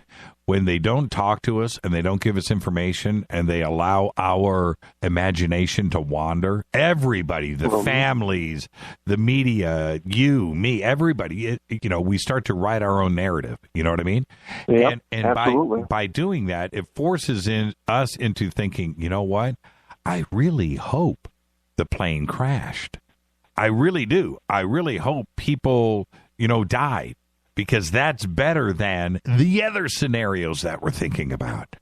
And that's the sad part of it. That is the sad part. They're forcing us into, really bad thoughts. And I don't know. There's no excuse for not finding this debris right now. And I hope that tomorrow I wake up and it's something else. So there you go. And, and on that note, I hope that, prayers are with their families. Yeah. That's one thing we forget about. Yeah, there's no doubt, John. And thank you for the phone call. Have a great, safe weekend. You too, sir. Take care. Thank you. Hi, you're live on Fade to Black. Hi, is this Jimmy? Yes, it is Jimmy. Can you turn me down in the background? Yeah, I just did. Okay. Who's calling? This is. Can you hear me? Okay. Yep. Okay. This is Donna from Hawaii. Hi. I just first wanted to say I love your voice, and I think that's why I've been listening to your radio for the past couple of months. It wasn't normally something I would tune into, but the voice caught me, and I've been following you for about 3 months now. Well, and, if that's what it takes, Donna, if that's what it takes. Yeah, because I kind of sounds really speak to me, and intonations of voice. I almost judge people by what they sound like. I can't explain. That's been something I've done for a long, long time. No, but, well, just let me jump in. That is a really, really good frame of mind to have. Whatever it takes for you to figure somebody out, and if you have figured out that that's what works for you, that's awesome. You know what I do? I look at I do two things. I look at somebody's shoes, and and then I look and then I look straight into their eyes. And that man, I know exactly what's going on. If I can get those two in, that's what I do. But go ahead, Donna. You called the show. What's up? Okay. Well, I called actually because of your question on the dreams and the plane. But I don't normally have vivid dreams, but I have them every now and then. And last night, I had a dream that I was on a plane. It seemed to be a kind of a small plane, which turns out, I guess that plane isn't a really large plane for the amount of people that were on it. And I didn't really know these people or why I was on the plane. It seemed like I was heading home because it looked like islands that we were coming over. Right. And there was like a commotion in the back of the plane, and something told me, don't go back there. But for some reason, I did anyway. And all of a sudden, the plane just landed in the water. I guess it felt like it landed anyway. And I was like, oh, my God, what did we, and there's people getting out of the door. These people are actually climbing out of the door and swimming away. And I'm going, well, where are we? I don't want to swim out there. And so I walked to the front of the plane, and it seems like everybody's gone. There's a pilot sitting there, and I said, what's going on? He goes, well, I think I missed the runway, is what he told me. And I went, oh. And he seemed a little bit out of it. So I looked out the front, and I went, well, I recognize this place. So I got out the front, and I swam out. And while I'm swimming out, I climbed over some rocks, and I thought I knew where I was. It felt like I was back in Hawaii somewhere, but it looked different somehow. And then all of a sudden, it seems like I'm walking through this cave-like area that I thought was the airport. And I get to the door, and I go to the right, and there's these guards, and they look like African guards, but they had rifles and machine guns, and they were kind of scary. So I'm like, oh, my God, I can't go out there. I go to the left, and there's still some guards, I guess, but they look like tribesmen, and they didn't seem to have guns or anything. They looked a little threatening, so I was kind of in that, I'm not sure if I can get out, but it was kind of one of those decision things, and I think every time I have a dream like that where I have to make a decision and I can't quite make that decision, I wake up, and that's what happened. I just woke up. But when I thought about this dream, I started thinking, I think it almost felt like I was in a different timeline, because the area looked familiar, but it looked different. And it seemed so out of sync with what things really are, but yet it was very real, like I was really there.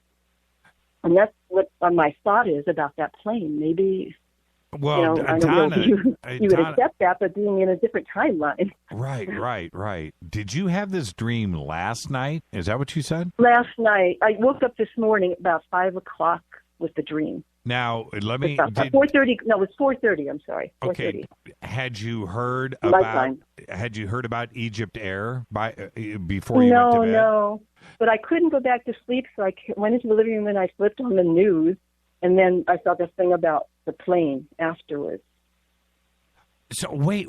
Okay, this is crazy. So Donna, just stay with me here for a second. Are you sure. saying that last night you went to bed, you didn't know about EgyptAir, you just went to bed and had this dream about what you just described, and then you woke up this morning and you heard about EgyptAir? Yeah. Well, how does that make you feel? Do you feel like maybe there was a connection? Because I'm kind of thinking that right now. I started thinking that after the fact, because at first I thought, what's with this dream? I wasn't scared. It was just interesting. But it was almost to me, it was one of those dreams where like I've had before a dream where I need to make a decision. And if I make a decision and it's the right one, it feels really good to me. And if I make the wrong one, I feel like, I messed up. But then when I have that indecisive feeling, or I can't really seem to know, like, should I approach these guys and get through this somehow? And I stopped at that point. Right. It left me in that limbo state. Like I kind of didn't finish it. Now, this is the thing, Donna.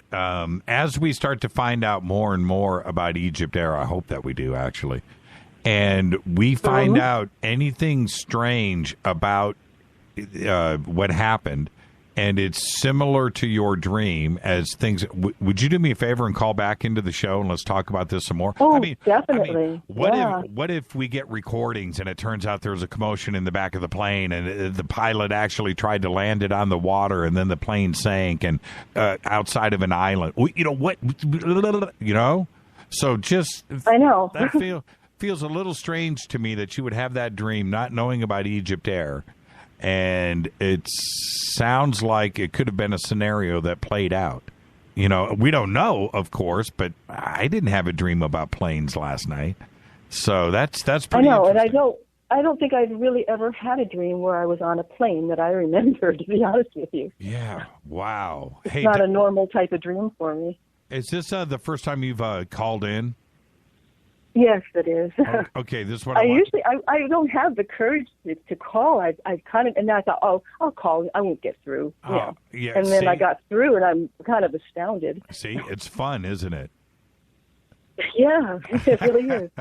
Donna, go to our website, go to the contact page, write Rita, give her your shirt size and your phone number, so I know that it's you. Oh, okay. Thank you. And your address, and we'll send you a T-shirt. Okay. Okay. Thank you so much, Donna. And listen. Thank you, Jimmy. As this plays out, will you call back in? Oh, I definitely will. Thank you so much, and Donna. You guys have a great time next weekend. I wish I could come. Maybe the next time you do a contact in the desert. Hopefully it'll be sooner than a year. Absolutely, Donna. Looking forward to it. Thank you so much.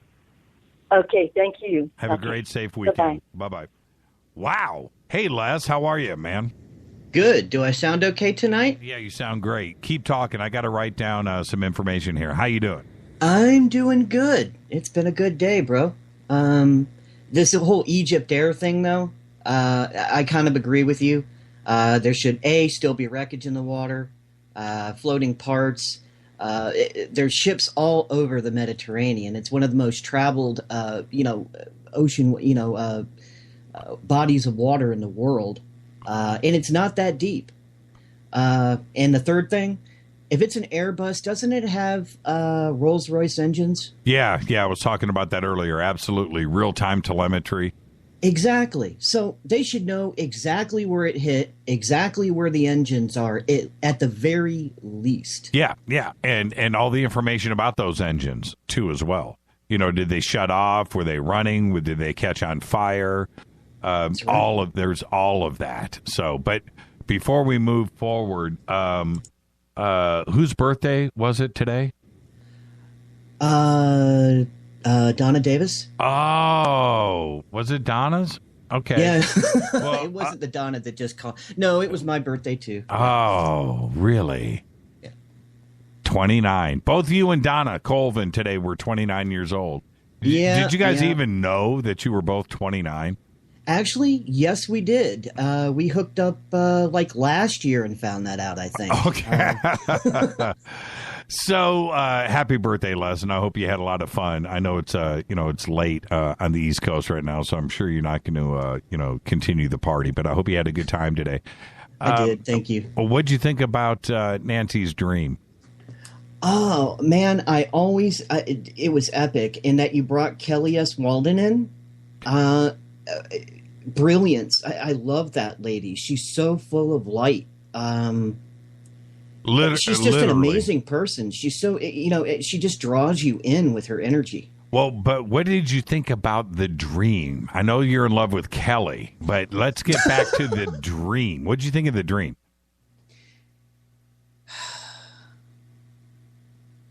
That's a tough. I think she called it right because you know what? We all see, whether it's you looking into the dream or me looking into the dream or Nancy looking into the dream. It's going to be separate. It's going to have different meanings for all of us. But, that's, and I believe you, in real life, you'd never leave Rita on the side of the road to go to a payphone. And most of all, you'd have a cell phone. But, that it was actually all about Nancy's journey, that you found each other in that you've all helped each other through separate lifetimes. And that, you two all three of you are helping find each other, or the path for each other, I thought was a beautiful explanation. But yeah, the whole thing with the aliens, originally you think it's going to be something dark and sinister, but really it turned out to be, with Kelly's explanation anyway, the way she put it, it really it's about being human. It's about growth. It's about friendship. It's about love. It's about the male female. She's brilliant, man. She really did a great job on explaining it. Yeah, it's kind of funny how I'm looking at the ET aspect. I was, looking at the medallion aspect, the journey. What is it that we were looking for? Is it special? Does it have powers?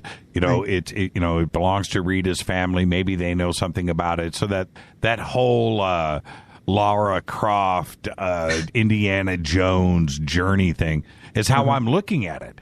Well, how did you look at the medallion? What did you think the medallion was? I'm thinking, thousands of years old. Something going back to a lost civilization, and there's something important about like it. Atlantis or Mu, right. Like that, and that Rita and her family knew about it, came into possession of it. That's how I, put it together. But then there was one other thing, and then you've got to get us out of here. We're out of time. But one thing that Kelly didn't go back and address because I lost track of control of the show, but it was the white glowing tiles. I thought that was a pretty interesting description of the room. But man, what a great show! What a great week! And we've got a lot of stuff lined up next week, and I just can't wait to see everybody. And yeah, Jimmy, Coast. Are you doing Coast this weekend? Yeah, I'm doing Coast on Saturday with Graham Hancock and Daryl Sims. And with that, happy birthday, Les. Get us out of here, brother.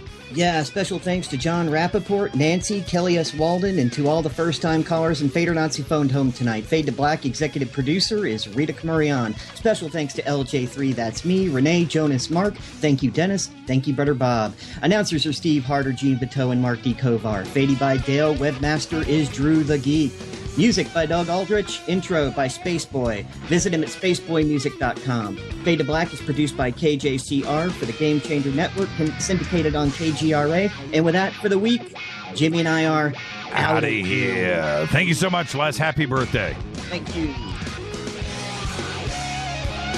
What a great show tonight. Fadernight, Thursday night. It's all about you. This broadcast is owned and copyrighted 2016 by Fade to Black and the Game Changer Network. It cannot be rebroadcast, downloaded, copied, or used anywhere in the known universe without written permission from Fade to Black or the Game Changer Network. I'm your host, Jimmy Church. Follow me on Twitter at JChurchRadio. Everybody be safe. Go Beckley Teppy.